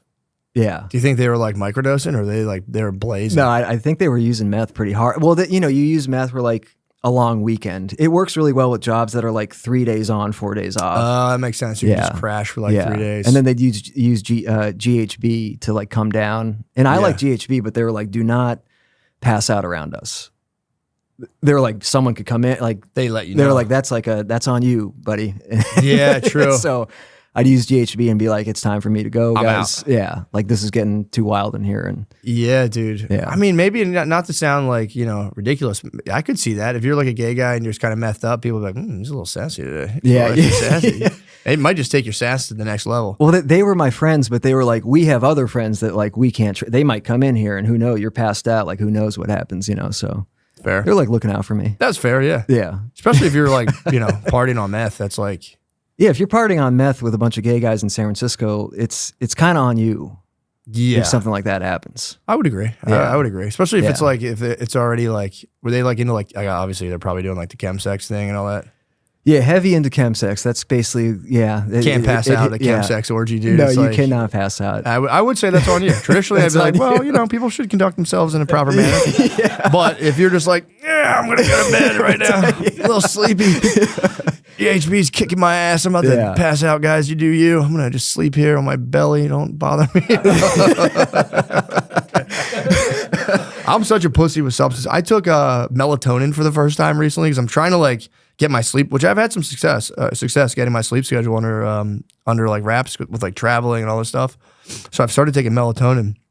I'm such a pussy with substances. Like even that 3 milligrams of melatonin, I'm like, I take it. I'm just laying there reading a book. I'm like, it's not even working. So I'm just reading. All of a sudden I like put my book down. I'm like, ah, fuck, my arms are so heavy. I was like, oh no. I just curled up next to my wife, like, help me. I don't like, I was like the opposite. Like if anything goes into my body, I'm like, what's this? What's happening? What's it? But I do understand you get to the point where you go, I don't give a fuck. You're just, I do get that too. If things are going wrong and things are, you're just like, I don't give a fuck. Well, I you build need a to exit. tolerance. The what? You build a tolerance to like physically, but you also build a tolerance mentally. You're like, I want to check out. You Yeah. know? So like, I was like, by the end, I was shooting heroin, cocaine, and Klonopin at the same time, Damn. which is, I don't even know if shooting Klonopin works, but I was, Sure, I was doing shooting it. Klonopin. I'm sure it does. I'm sure it got into your bloodstream. I don't think know. so. Yeah. It like, what do you call it? It like, it makes the heroin act heavier, because Yeah, you yeah. get such a high tolerance to heroin. And like the problem with heroin is like, you get really addicted to heroin to the point where your life gets really shitty and then you want to kill yourself, but it's like a catch-22 because like now you've become too physically addicted that it's hard to overdose on heroin to kill yourself, Oh, yeah. So that change, obviously with fentanyl, that's different. Yeah. You can kill yourself pretty easily with fentanyl. Yeah. So you got out of it before like the big shit with like the, what's that shit called? Trank with like the big Yeah. wounds. Have you seen that? Yeah. I mean, I last got high in 2018, and All right. I was right when fentanyl really started hitting. But I was in Florida at one point, and fentanyl sort of hit Florida first. So I have shot fentanyl. I don't like it. Yeah. I died. I overdosed in Oh, some shit. guy's car, and he like took me to the hospital, and like took everything out of my pockets and like dragged me out of his car and left me. Jerk. But they, they Narcan me, and they were like, yeah, man, you were doing fentanyl. And I was like, I didn't even know what fentanyl was. And they told me. So then obviously I was like, I'm never doing that again. And then like 2 days later, I was like, I'm going to do that again. And fentanyl is. So you died. You clinically. I died. I died for like 4 minutes. Dude, Yeah. I have a friend who did that. He died like 3 times. Yeah. It's crazy. It's crazy because you're like dead, and then they Narcan you, and you feel like you're underwater, and someone's like pulling you up from the ocean. You're like at the bottom of the ocean. You can't breathe. You're like trying to breathe, and then they like pull you out. Then you just pop out of the ocean, and then you're just in a hospital, and people are like looking at you. And I heard you're pretty agitated too, because like You it are all pissed. wears off. It right all away. wears off. You're fucking pissed, and they like don't want to help you because I'm like, can I use a phone? The guy took my phone. They're like, can you use a phone? Like, get the Yeah, fuck you're outta right on here. the beat. You're like, bro, I need to talk to my boy. He owes me $40. You're like, lay down, dude. You're dead. Yes, and they cut my shirt open, so I had like they like let me go with a gown in Miami, and I was just like walking around Miami with a gown and like no phone. And I called my dad. I finally called my dad, and he was just like, man, you got to go to jail. Like jail Yeah. would help you right now. Yeah. You know. That's what you do.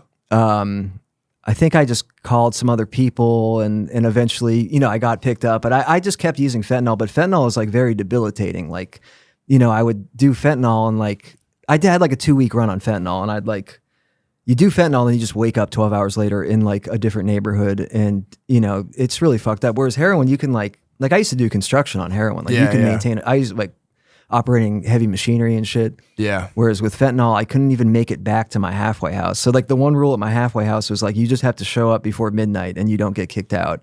And I got kicked out. Like I couldn't couldn't make it even back. drive a car. Yeah. Yeah, that makes sense. Yeah, Yeah. I've worked with guys on heroin before. It's not like ideal, obviously, but It's not they ideal, can get yeah. the job done. Yeah, my dad did it for like 30 years. Yeah. You know, and you know, he did fine until he started smoking crack, and then you know, crack is a different beast. Yeah, that's what this guy, I would ride around with him all the time in his truck, and he would try to literally like get me to do heroin. He'd be like, bro, you gotta. And my other friend explained it to me that it's really one of those things where when you start doing heroin, you start to evangelize it because you want people underneath you, so then you can start selling to them. Yeah. But we worked together all the time. He'd be like, bro, man, you'd be having such a fun time. And I'm like, it's like noon. He's just sweating profusely driving around. I'm like, man, I think I'm right. He's like, dude, you can eat. Like, you're not going to lose your appetite. You'll just party. You'll have it. It'll be awesome. I'm like, and meanwhile, I like literally picked him up from his house or like met him at his house. He was actually the one driving, which is funny enough.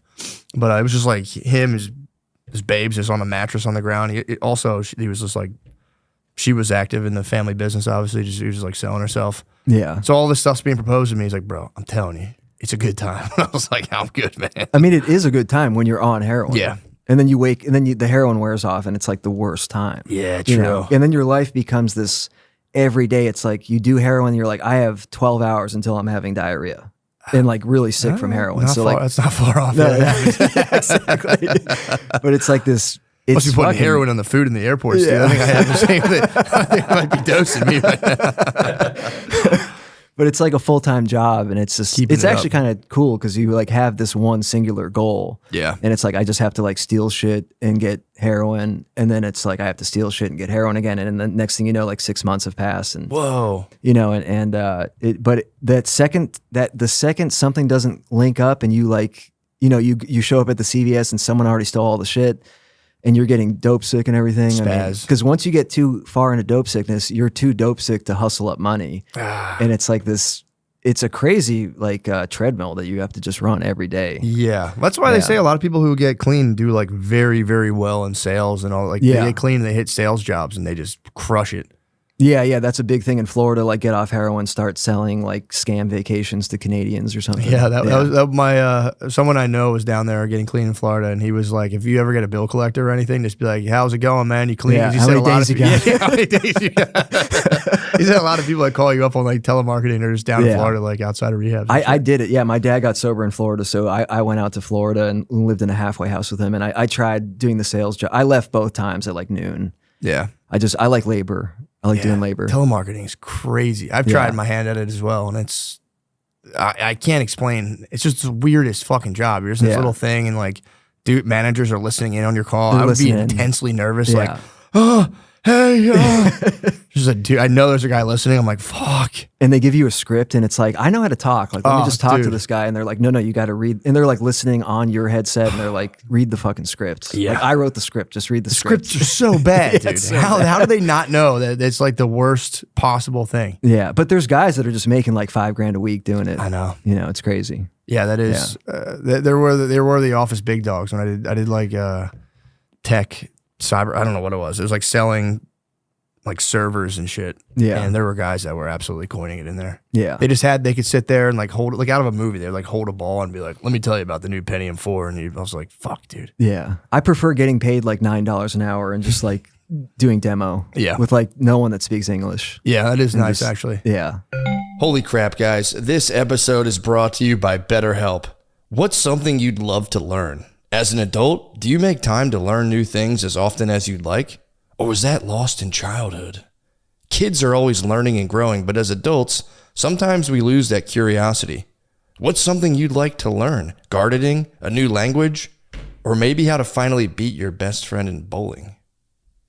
Therapy can help you reconnect with your sense of wonder because your back-to-school era can come at any age. And I agree, I think the copy is a little trite, but I do agree. I think you should always seek to expand your horizons. And again, I know guys have a big thing against it. I do think talking to someone, finding a therapist can get you out of your own personal, the limitations of your social network and maybe expose you to some ideas you would never come across. I don't know. I think it's a good idea. If you're thinking of starting therapy, give BetterHelp a try. It's entirely online, designed to be convenient, flexible, and suited to your schedule. Just fill out a brief questionnaire to get matched with a licensed therapist and switch therapists at any time for no additional charge.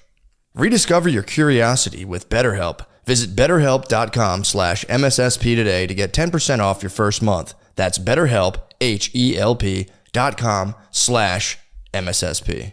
Oh my God, guys, Lucy is made for your nicotine routine and delivered straight to your door. It's 100% pure nicotine and always tobacco free. Lucy isn't like every other nicotine pouch company that's owned by Big Tobacco. They're like the mom and pop shop of pouches. Pouches come in a variety of strengths from 4 milligrams all the way up to 12 milligrams. Lucy offers a unique variety of flavors including apple ice, wintergreen, mango, and espresso. If you're not a pouch person, Lucy gum is available in 2 milligrams, 4 milligrams, or 6 milligrams. What else do I need to say? It's fantastic. I take fucking 600 milligrams every day.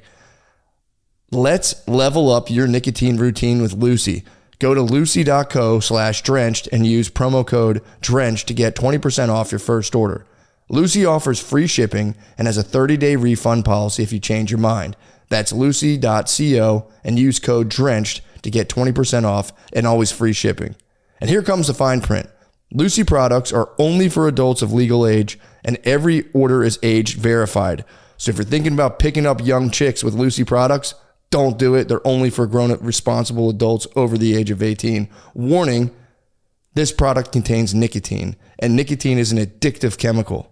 Oh, wow. Guys, Prize Picks is America's #1 daily fantasy sports app with over 5 million active members. Prize Picks is the easiest and most exciting way to play daily fantasy sports. Unlike other apps on Prize Picks, it's just you against the numbers. All you do is pick more or less on 2 to 6 player stat projections and just watch the winnings roll in. You can now win up to 100 times your money on Prize Picks with as little as 4 correct picks. Prize Picks is the best way to get action on sports in most states, including California, Texas, and Georgia. Prize Picks puts their members first, so all withdrawals are fast, safe, and secure. When my picks hit, I can get my money in as quick as 15 minutes. Prize Picks invented the flex play, which means you can still cash out if your lineup isn't perfect. You can double your money even if one of your picks doesn't hit. I mean, I can't say anything more about this. I love getting in on the fantasy sports action daily with Prize Picks. Just me against the numbers. That's what I want. Download the Prize Picks app today and use code DRENCHED and get $50 instantly when you play $5. That's code DRENCHED on Prize Picks to get $50 instantly when you play $5. You don't even need to win to receive the $50 bonus. It's guaranteed. Prize Picks, run your game. Now let's get back to the show after a quick announcement.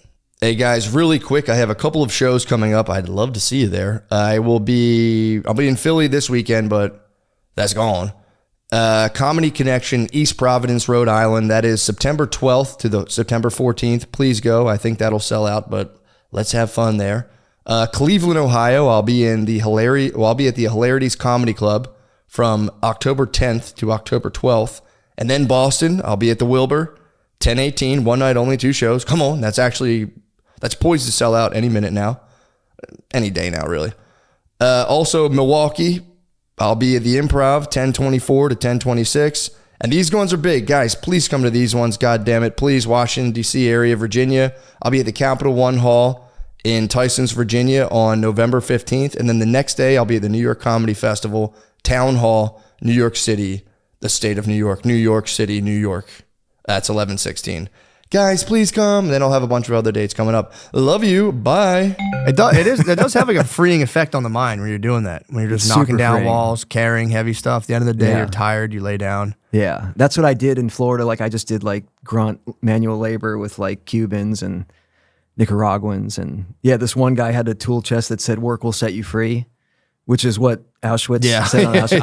I don't think he was aware of that. But I was like, damn, work does set you free. True. You know? And I don't know, it sets you, I recommend if you're trying to get off opiates or drugs, like just go do manual labor. I mean, it really helped me. Yeah, I can see You that. know, I don't do it anymore, but fuck. I mean, it just makes the clock spin. You're just trying to make the clock spin at first, you know. Yeah, to get time, Get through yeah. the time, yeah. Yeah, that was another thing too I found kind of striking when you were like, you would get clean, you'd be like, all right, everything's going well, then there'd be a part of your brain where like, I'm doing heroin. Yeah. I'm definitely doing it again. It's just a matter of time and be like, Yeah. all right, I'm gonna make it to this city. I'm not gonna stop. Like, man, I'm gonna stop over here. Yeah, That's the weirdest part of the whole thing when it's like it's like a hard thing for people to wrap their head around because it's like you can have the experience of things going like as south as possible, you know, and like your immediate relationships get thrown off, all this stuff, you get clean. And the thing that sucks about addiction is that thing where you're like, I don't want to do this, but there's genuinely a part of you that's just like, you're like, oh, fuck, whatever. Yeah, That's- you can't control. It's hard to it, man. explain to anybody else, and it's such a weird part of ourselves that people don't really know what to do with. Like even like experts are like, I don't know. Yeah. I mean, yeah, if you're following your own will and you're a drug addict, you are going to do heroin, whether it takes you 2 days or a week or 30 days, 5 years, like you're just going to do heroin. And you know, your life, you know, my life would get pretty good. I'd like buy like a $1,200 car and like get a little job and then be like, okay, I'm moving. You know, I drove from Florida to Oakland one time and like got my apartment set up and everything. And then I was like, I'm going to fucking stay clean. And then I hit like New Orleans and I was like, I'm going to go check out, you know, what's going on. And you're like, I wonder if like you like talk to a kid at a gas station, you're like, is there heroin here? Like just out of curiosity, you know? And then, There better not be any heroin here, is there? but I mean, obviously this, you know, I know this is a Catholic podcast, you know, I got spiritual, you know, so That's good.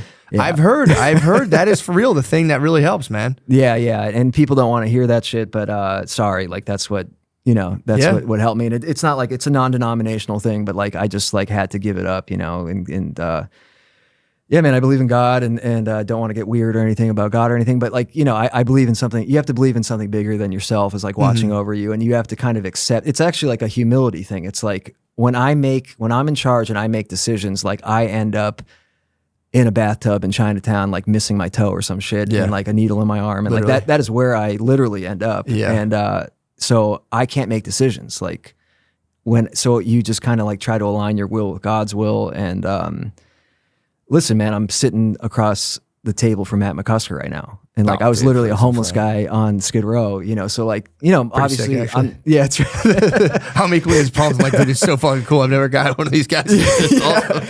no, I figure like a lot of people, you know, we see these guys, like people want to hear these guys, you know, I'm a heroin guy. Like I'm a guy, like, you know, so That it's is a crazy crazy if you think opportunity to about talk it, to though. one of these No, people. dude, if you were to sit there, you drive past Skid Row and you're like, oh, there's a fucking published author, right? You know, it's Yeah. like you don't think of it at all. Yeah, And yeah. it is crazy. And I do think it is regrettable that's just the taboo of our time. Religion, taboo of our time. Yeah. Like, back in the Victorian times, you couldn't talk about sex. You could Yeah. talk about religion. Now you can be like, you know, whatever. You can be like, my daughter does OnlyFans. I'm very proud of her. You know, or like, the but you can't talk I about think their God. health teacher now in school actually shows their dick to the Yeah. class. I don't know how they do. But it's like, it's so weird. And if you bring up religion, it's like, Yeah, you can't do it's, it. I do think that's how AA was founded. It was, I think the guy, Bill was the dude's Bill, name. yeah, Bill. He actually met with Carl Jung back when, Yes. you know, whatever. And Carl Jung was the guy who was like, bro, if you don't come up with some sort of spiritual connection or come up with some sort of a connection to, you know, a reality beyond yourself or whatever, transpersonal reality, you're doomed. It's Yeah. like if you hit, you know, if you're over 40, that was Carl Jung's big thing. It's like if you hit 40 and you don't come up with some worldview that doesn't have you at the absolute center of the universe, if you can somehow like shift it up to where there's actually something way beyond yourself and kind of humble yourself, Yeah. he's like the rest of your life will be way easier. If you don't, it's just all going to fall apart and you're going to go, oh shit. Yeah, that's like the key for everybody. I mean, especially in the, you know, it works for drug addicts. I think it would work for everybody. It does. I alcoholics, genuinely you know? think it does. Yeah, I had a yeah. similar thing because I grew up Catholic, and you know it was like you get out and you're like, church is bullshit. Yeah. It's not the real body of Christ. They figured it out, and, you know, and you know all of a sudden your life starts to fall apart, and like, you know, it can be bigger or lesser ways, and you're like, same thing. You're like, I've been in charge of the program here. Results are less than spectacular.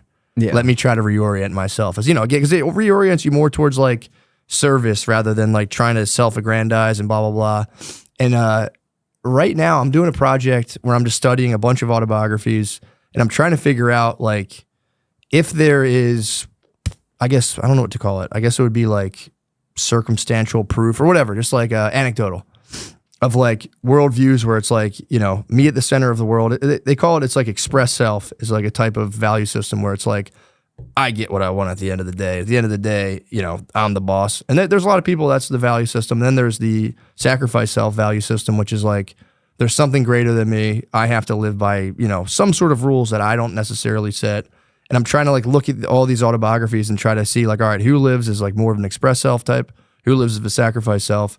And then after reading hopefully like 50 or 100 autobiographies, being like, all right, here's how these ended up basically. And everyone probably has like a bit of a mix. Yeah. But yeah, I think that's kind of crazy how that is be a thing where it's like, I don't want to get weird, but I believe in God. And it's like, it's not that weird. People have been doing it since the beginning of like human consciousness. Yeah. So, what you're saying, people get worried too. It's like, oh man, like, I don't want to come off as like a religious nut. Cause it is, I get it. People can really hammer that home to the point where it's like, all right, but yeah, I'm glad for you. I think that's a good thing. And it's, it's one of those things where it's like, it's hard to monetize, where it's like, well, it's easier to set up like, well, we got to figure out with like pills, this, that, and this. It's like, well, you can also have a spiritual experience. And they're like, all right.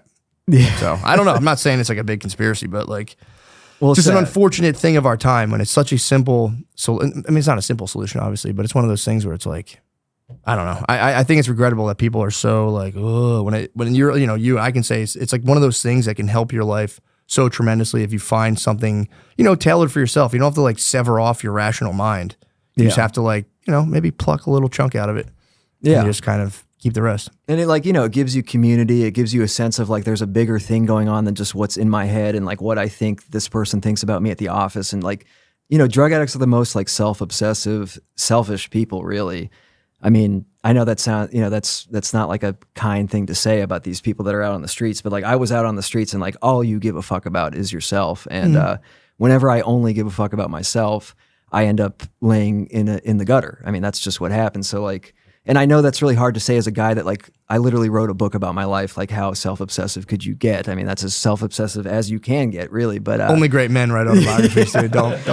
Yeah, but if you read the book, it's basically me writing about how retarded I am. Yeah, so it's like, sure, it's about me, but it's about how much of a piece of shit I am, really. So hopefully that like, there's a sense of humility around it, No, I think you did a great job, and it really is. It's one of those things where it's like, whether it's drug addiction or just like, say you're not addicted to drugs, that same line of thought is just not as pronounced because it's like if you're addicted to heroin and meth, it's like, yeah, you're crashing your car, you're going to jail. So like everyone's easily like, yep, you're fucking up. But if you're running like a similar, I think most people are very, very it's just the way we're designed. It's not like a value or like a character flaw. It's just the way we're kind of designed that I think kind of slowly erodes through a series of repeated and larger failures in life where it's like, say you're like, I didn't do like heroin or meth or anything, but I've had definitely decisions blow up in my face that weren't like my whole family, like, God damn, that guy needs to go away for a while. But it was enough to be like, for me to be like, well, that fucking all went up in smoke. And you're like, God damn it. And you're like, because there's that big master of the universe syndrome where you're like, I got to figure it out. Yeah. Like when I would like sell weed and all this stuff, I would be like smoking weed all day, driving around with like 30 pounds of weed in my trunk. Like, dude, I'm the master of the fucking, and just like a bunch of my relationships fell apart. And I was like, I'm kind of a fucking loser. I thought I was a man. Yeah. So that can happen, man, when you're just kind of like, dude, I don't have to listen to anybody. I don't have to do anything anyone says. And it's like, when you're young, it's very intoxicating to be in that. And then you're like, oh, there's this whole other part of life that has to go. And like, even if you don't want a family, it's like being involved in your community, blah, blah, blah. Yeah. If you get kind of like self-insulated, it's easy to have like the wheels come off. And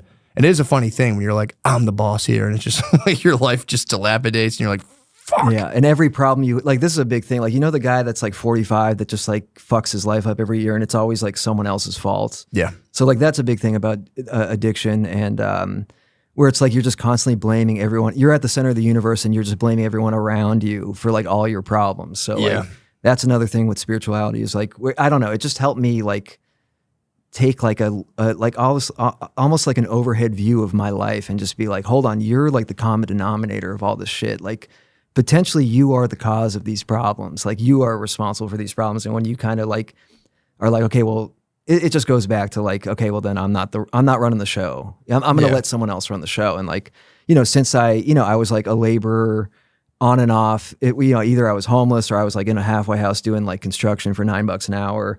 And, the second I kind of like started changing my life and living this way and having some faith, like I have a career, I have my family back, I'm fucking doing a podcast. Like, I mean, it just, life really just starts to take off. And right when I finally admitted, like, you are the piece of shit that is causing all these problems, and like you have to have like a complete psychic change. And I don't think a lot of people that are hardcore drug addicts, like, if they don't have that psychic change, like it's not really if, it's like, when are you going to go back to that life? Yeah, you got to change. The blame's a big one. I've noticed that with people where they're like, dude, he's a fucking, and you're like, That's your problem right now? This Yeah. dude's being a dickhead to you? Like, I could name 25 other things, dude. Yeah. Or like blaming the police. Like I was so pissed at the police set me up. I sold drugs to an undercover cop, and like I got a felony, and like I had to go to jail, and it like kind of fucked like the next couple of years of my life up. And I was so fucking pissed at the police. And then I got sober, and I like kind of changed everything. And I was like, you sold drugs to you stole Tylenol from a CVS, said they were Norcos, sold them to a cop. Yeah. Like, you're retarded. You shouldn't have done that. Kind of bunky. I always thought if you sell fake drugs, you don't get in as much trouble, though. I think probably, but I was like on hair. I was like, get me out of here. Like, I'll plead anything. Like, just get me out of Yeah. here. And like, I had a public defender that was probably on methadone, and he was like, yo, you're fucked, man. Like, because like a lot of people, like drug addicts that have like rich family or like family that will support them, like we'll get them that lawyer, and which almost just kicks the can down the road. You know? So like, I called my dad, and he was like, yo, stay in jail. Like, do Yeah. whatever. I was like, can you get me a lawyer? And he was like, fuck no, I'm not getting a lawyer. And it'll be good for you to, just yeah. get like, you need to be contained. yeah. And then actually, like when I became homeless, like I was homeless, I did like a year run on Skid Row, and I would like call my dad, and he was like, go to fucking jail. Like, do whatever you can to go to jail. Like, you need to go to, like, my dad went to jail. That's how he like finally got sober. So I got so blessed, and, you know, got to fucking go to jail. But jail did not like get me sober. Jail like physically removed me from heroin. I never got physically addicted to heroin ever again. But I still like would relapse for like a few days here and there. And so like jail is not the ultimate solution, but it was like a kick in the ass, and True. sort of like scared the fuck out of me. Like, you know, I was around a lot of people where I was like, damn, you're going to be like a jail guy. Yeah. You're going to be like a prison guy. And like, can you be a prison guy? Like, you're not that big. You're not that tough. Like, Yeah. can you do it? How bad does it hurt in prison of just like no babes at all? That's the thing that would really fuck me up, dude. Just Well, zero babes. I was on Sorry, heroin. it's a fair question. Well, I was so you weren't on- really thinking about the babes. Well, I was on heroin for so long. So when you're on heroin, you have like you're like asexual, like Yeah. completely. And then when you come off heroin, you're like, you like come in your pants like immediately. Really? Like if someone like blows in your direction, like Yeah. So like you get like ultra horny. Oh, which is no. like jail's like the worst place to be ultra horny. Yeah, dude. So I mean, it's fucking weird, man. It's like there's like a female guard once in a while that comes in. You can smell her, and everyone's like smelling. You know, everyone's like Yeah. puts their nose up, and like, and then people get weird. People start to get like really weird, where they're like, it's like you're not allowed to horseplay in there. You're not allowed to do like any gay shit or like do any gay voices or anything like that, Yeah. or like fuck around. But there's guys that have that like twinkle in their eye. That would you kill know, me, bro. I where can't they're- be like, yeah. so fucking gay for you, bro. Well, that's like the obviously white guy humor is like, let's pretend we're gay. Yeah. And like Mexicans run the jail. So they're just like, no gay shit. Like, No, you not have at to be like, the white guys are like, none of that gay shit. Like in front of, like, we got to impress the Mexicans, obviously. Like, like obviously we all want to like do the gay voice. Like we're in fucking jail with a bunch of guys. Like, but like the Mexicans will call us gay. Like we can't do that. Yeah, it's trouble. Yeah, And like, obviously the black guys are like, no gay. Like Yeah, they're they're- like number one, like, you know, no gay shit. for sure. And so it's really sucks for white guys in there. You can't fuck around and pretend to be gay at all. You for can't fun. fuck around, and you can't, you can't take the towel and like. Never speed me ever again.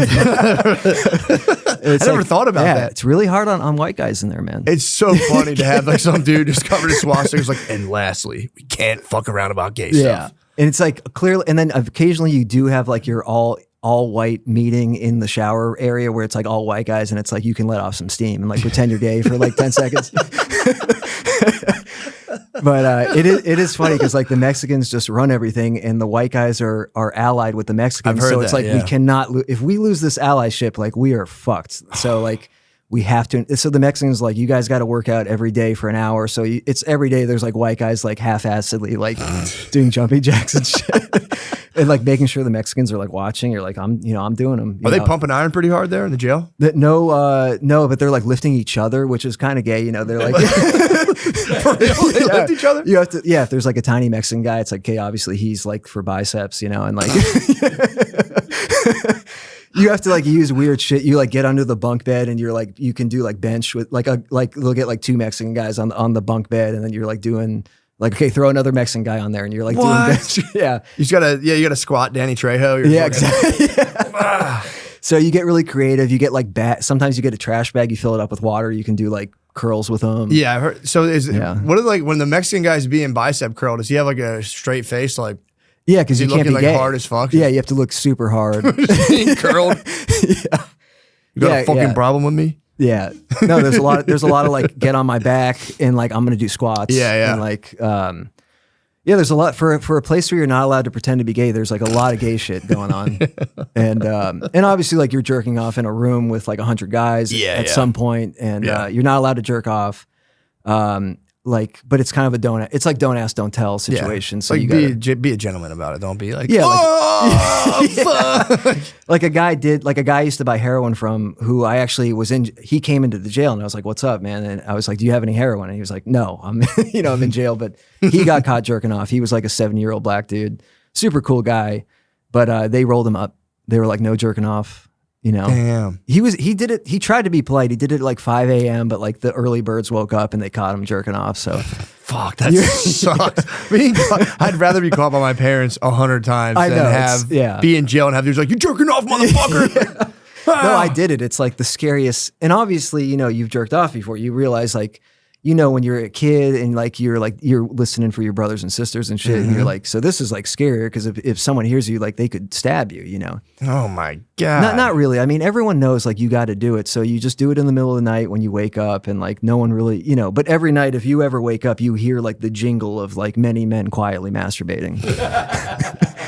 It's like the roar of the ocean. Yeah, or something. exactly. And it kind of like it helps you sleep and That's everything. crazy, dude. I never thought about that aspect of it.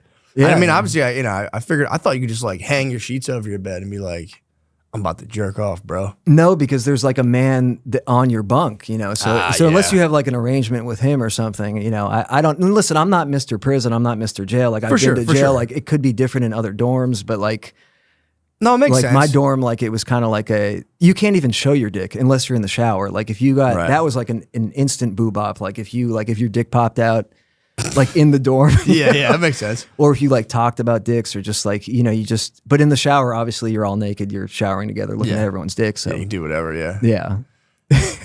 No talking dicks, bro. No, you can't talk about dicks because What do you do with morning wood in jail? Oh my God, it's just like, yeah, man, it's tough. You gotta lay there and You got to chill. just lay there, and sometimes you got to. It's like because I was in the school dorm where I got to go to school, so like, you're like I guess I'm going to be late to school, because I can't have someone see my dick. Yeah, if you had a my hard boner. dick, yeah. So Bro, the fuck, bro? yeah, and Fucking boner away. and then like meth will come in sometimes, which like makes everyone horny and gay, to be honest. Yeah. So like that becomes pretty tough because like people are tweaked out and Damn. yeah. Yeah, it's one of those things. It's that is tough. I do understand going there and getting clean, but yeah, I think you're right. There is an extra layer, and I feel like there could be. Correct me if I'm wrong. I feel like there could be a more nuanced approach in jail once you have those guys as a captive audience. Like, how's the programming? Because I know there's like TC, like therapeutic community and all that stuff. Yeah. Did you have that when you were in there? Well, there's like AA meetings that come in, and Okay. we had actually had like meditation classes. But you go there cool. and like half the guys like think it's like gay. They're like, this is gay, and then they like make noises and shit while you're trying to meditate. And there's like I was like trying What to kind do of it. noises do they make? Like kumbaya and like Oh, yeah, yeah. mocking the Yeah. a lady came into jail to teach a bunch of guys that like might murder her yoga and like Yeah. meditation, and like you're fucking being an asshole. They're right in there now. like, "Gay." Yeah. So like, I mean, That listen, there's a lot of low IQ people in jail. True, you yeah, know, yeah. But yeah, like obviously there could be a better approach. I was in there, probably 99% of the people I interacted with were either drug addicts or alcoholics.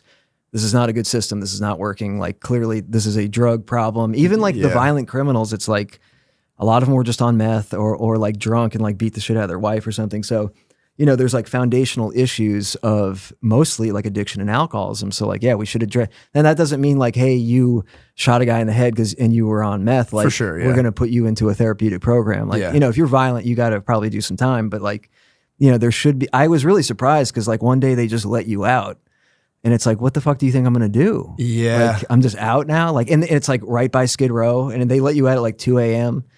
And, of course I'm going to go do heroin and smoke crack, So Yeah. like of course there's like, there has to be a better approach, but like, there was like the 2020 stuff where like the decriminalization of crime basically. And like that's not working. You know, just Yeah. being like, we're just not going to send people to jail for like doing violent crime. Like that's not really a good approach. So They're walking that back pretty hard right now. That's just They're- we're hitting yeah, like Bill fucking Clinton weird, era, man. like tough on crime Democrats are in our near future of being yeah, like, we're Kamala gonna at the DNC, they were like, Kamala was a tough prosecutor, and Kamala was a tough prosecutor. Yeah. Like I'm from Oakland, California, like where she was, you know, she was the DA of San Francisco, and she was fucking too hard. I mean, she was like sending parents to jail for like if their kids missed school and shit. damn. Yeah, she was hard, man. But clearly, like they're doing this like really quick 180. Like this bitch will put you in jail. Like vote for her, and like I don't think it's gonna work. I mean, we see what's going on. Like you can't do that quick of a 180 on that shit. But Yeah.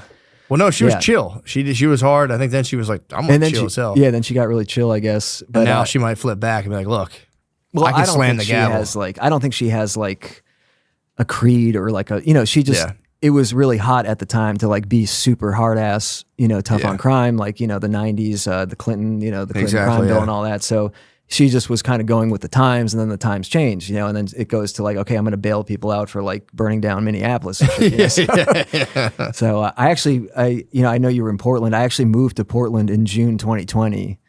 Oh, Not a God. great month to move to Portland. Yeah, what happened? Because I kept thinking the Chaz was in Portland. That's Seattle. No, that was Seattle. Kind of yeah. fucked me up. That was my whole 5 minutes opening and coming out. I was like, I'm gonna make fun of these. I'm gonna make fun of these guys for having like lesbians take control of their city for 6 months.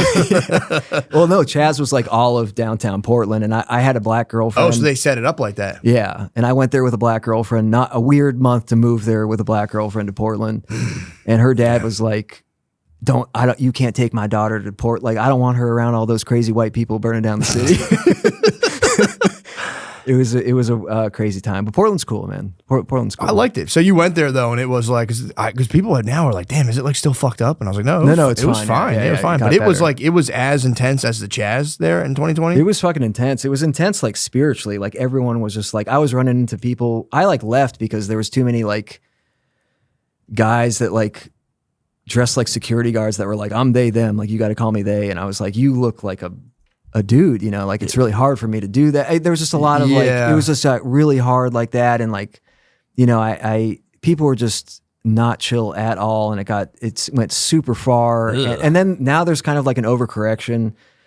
And it's kind of chill now, I think people, and honestly, like you guys play a big role, and I'm not, you know, Appreciate it. I mean, like, I don't want to sound insane right now, but like, you know, podcasts like yours, like you guys kind of like brought about this like spiritual awakening of like, hey, we just have to like, we can say retarded, like we can, you know, we can be cool, you know, and I think comedy really is like saving America. This is going to sound stupid, but like, No, I appreciate that, man. It's, Yeah. well, the problem I saw with a lot of the stuff was like, you're at college, you're trying to get pussy. exactly. You see, like, that's girls all are it like is. on this wild shit of like, Yeah. you know, pretty much they're doing it for Instagram. And then Yeah. it's like, you know, maybe they genuinely believe it. I shouldn't say like it's all fake, but it's like they're doing a thing to appease some other force. This is a giant force in your life. And you're like, yeah, I'm a fucking they, them. And it's like, I'm trying to get some fucking pussy. I'm not trying to get frozen out or labeled as like, you're like a boomer or whatever the Yeah. fuck people say. No, everything comes down to I'm trying to get pussy. Like, think because I've realized it in my head. Like every decision I've ever, like if there was no pussy, like I wouldn't shower. Like I would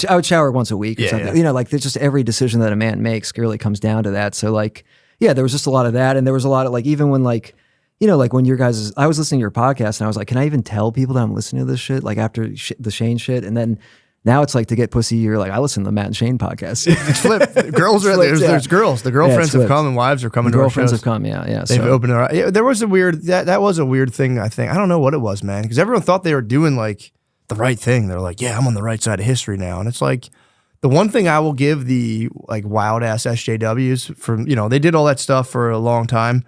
They did, you know, and you can hate this, but they did raise a lot of issues into the public consciousness. Yeah. They kind of really like cracked everyone's head open with a hammer, and they're like, think about this, and everyone's like, fuck you guys, I'm Yeah. not thinking about this. So they did do, you know, if you look back at like the last few years, it's like people are a lot more kind of like, the average person is way more forward thinking than they were, you know, in like the 90s and, you know, early 2000s. So they did put a lot of like, you know, things into people's heads. Like, you know, like if you're black, it's like kind of weird and way different than being white and be like, shut up and get a job, you bum. Like, it's Yeah. like that now people have, I think from all that stuff, have a more kind of nuanced approach to reality with like social issues. yeah. But they're like, what they say to do about it, their solutions are so bad. The There's solutions are really bad and really hurting the people they're trying to help. But like, Exactly. certainly, like, listen, it's really good that we're thinking about these things. And you know, I kind of already did because I'd been to jail and I was noticing patterns. I was like, damn, like, you know, I went to jail for like 5 days when I sold that Percocet to the cop or whatever. And my friend Toning Taylor, named Toning, very odd name, but I was in a midnight mission with him. He did like 5 years for like the same shit. And he was a black guy. And I was like, God damn. Like, and he was like, what? And he was a black Israelite dude. Nice. So he liked me because I'm half Jewish, and you know, we'd had Jew talk, you know. Yeah. So, And I was like, damn, he really opened my eyes to some shit. I was like, God damn, man. So yeah, they get crushed. Black Yeah. dudes get crushed in jail Yeah. pretty hard. yeah, so I was so it was. But it's harder for us once we get there because we can't do gay stuff. It's so kind of the inverse of inverse of real life. yeah, no, So- dude, my friend was in a one of those like kind of, I don't know, I've never seen anything like this, but it wasn't. So it was technically that part of it was a halfway house. The other part were for like repeat offend people who violated parole. There's just this giant warehouse in Philly, and you would just go to this warehouse and just live in these rooms of like 40 dudes. And it was technically a jail, but it wasn't any like, you didn't go to like the penitentiary. It was just like this holding thing specifically for parole violators if they ever had to do like 6 months or something. Yeah. And he said it was run, the whole place was just run by like, there's like these black Muslim ladies in charge of it. And he was like, dude, for real, I don't want to cry racism, but he's like, this is so hard to be white in this place. He's like, you could just like, I could bring him in clothes and stuff. I could bring him in anything really, cigarettes, all this stuff. I had to give it to like in a trash bag to this black Muslim lady. She would go through it, and he was like, dude, the drugs here are rampant because you can just stitch heroin into like the waistband of sweatpants. And they're just running amok in here where it's like the drugs are being fueled. Everyone's just making money off this place. Yeah. But he was like, and then you just get sent here against your will. He's like, you're trying to get clean. He's like, it's just party time. Yeah. So Black yeah. Muslim ladies seem to run the Philly airport. Yeah, I was at the Philly airport like a week ago. yeah, they got a nice stronghold. No, but they were killing it. They like got me a refund on my flight and shit. So Yeah, they're Yeah. fucking sweet. It's They funny, are, yeah. Because if you're like a white dude just kicking around, I always assume like black Muslim ladies don't like white people. You see the You gear assume, and you're yeah. like, I could see them not being a huge fan of me. Yeah. But yeah, when you get to know them, they're very sweet. Yeah, they were chill. They're Yeah, very they were cool. Yeah. Yeah. and Another thing about the whole like awakening thing was like my felony. There was some real criminal justice reform where like I actually am not a felon anymore. Oh, that's cool. So like they kind of did, you know, and that makes sense. Like that's good. Like, hey, I've behaved for 7 years. Like, can we get rid of the felony? 7 you know? years is a good number too. Yeah. Like, it's a jubilee. Yeah, exactly. Yeah, exactly. so- Jewish Jubilee. Yeah. So I was like, you know, can I get a job at Walmart finally? Like, can I not be a felon? And so good shit like that happened. But then there was like criminal justice reform went like a little too far where it was like you can just like bonk ladies on the head with like a bat and not go to jail. Like that's Yeah. not good, you know. But Well, no one wanted to be the guy locking people up. It wasn't Yeah. like politically good. not politically good. But I guess now it is. it's because now you can become the big like hero. Because before we had the guy, who the fuck was he? Larry Krasner, the DA in Krasner, Philly, yeah, and he Krasner. was like, Bad. yeah, they were calling him "Let Him Go, Larry." That was, and I knew like back Yeah. then, like I was like, I knew dudes were like selling weed and stuff. He's like, "Oh, let him go, Larry." That's the dude. We love Larry Krasner. Yeah. And like it's the wrong guys being like, this guy rules. Yeah. But yeah, it's like it becomes like if you're a DA and you have political aspirations, and it becomes like not politically cool to lock people up. You're like, let's just not lock people up for now. And the city completely goes into disarray because you kind of maybe want to become like a congressperson. Yeah. Yeah. And it's like, yeah, you can't really, people are out here doing. That's the thing, isn't it? Like in jail, it's like 90% of the crimes are committed by like literally like 5% of the population across like race and all that stuff. Yeah, Like, yeah, they say that. Yeah, and it's- shoplifting especially. Yeah. yeah, yeah. So it's like, yeah, snatch these people up, and if they're on drugs, it's like, okay, let's figure out a situation where we maybe mandate them to a long-term treatment center. But we have to like really like look at this like, hey, we're not just like trying to like check boxes here. Like we're really trying to like change this person's life and like give them a life worth living. And like we should really like.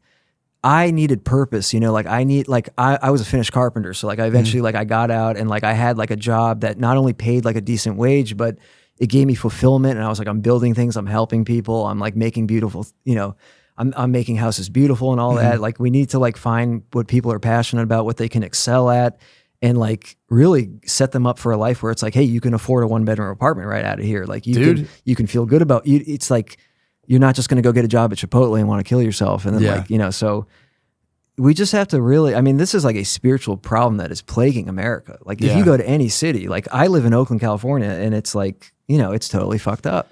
Yeah, I agree. And it is sad too when you take all these people in jail and it's scary. They all like tattoos and like career criminals. But I do believe at the root of it, it's just like they were once a kid in a very loveless environment. And obviously like there's that's like a continuum. Obviously there's some people who like got it, but there's like other bad stuff mixed in. But then there's people who like just never ever in their life had like anybody care about them at all. Yeah. And that's like I think that's the real root issue when you're dealing with people like, jail, anything really. Yeah. It's like, dude, how the fuck? And you're going to try to correct that in like an environment that, you obviously need to like take precautions for society.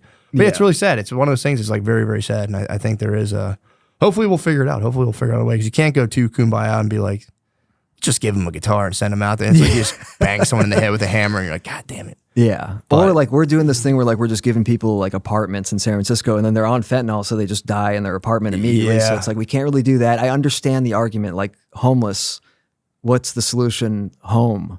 Like give them home, Yeah. And it's like, okay, but if you're addicted to fentanyl, you're just gonna like be alone and OD on fentanyl. So yeah, man, there has to be like a more comprehensive approach. And like, people are like, oh, it's gonna cost so much money. And it's like we're like San Francisco spends over $1 billion a year on homelessness, and it's just gotten worse and worse and worse and worse. So it's like, I don't think money's the issue. Like we have the money, we just have to like redirect it into a way that is actually productive. But it's right now it's so set up to just like, you can just launder so much money if you start a nonprofit. It's so easy to start a nonprofit. It's like, I hand out crack pipes, give me, a $2 million contract. It's, we just have to rethink all the this shit. nonprofits I didn't realize how, because I worked at one before when I was in social work school, and I was like, this is like, and it wasn't like out and out like a total scam, but it was kind of like, dude, you guys can tighten this thing up. Like it becomes incentivized to be like, just have someone show up, sign a box.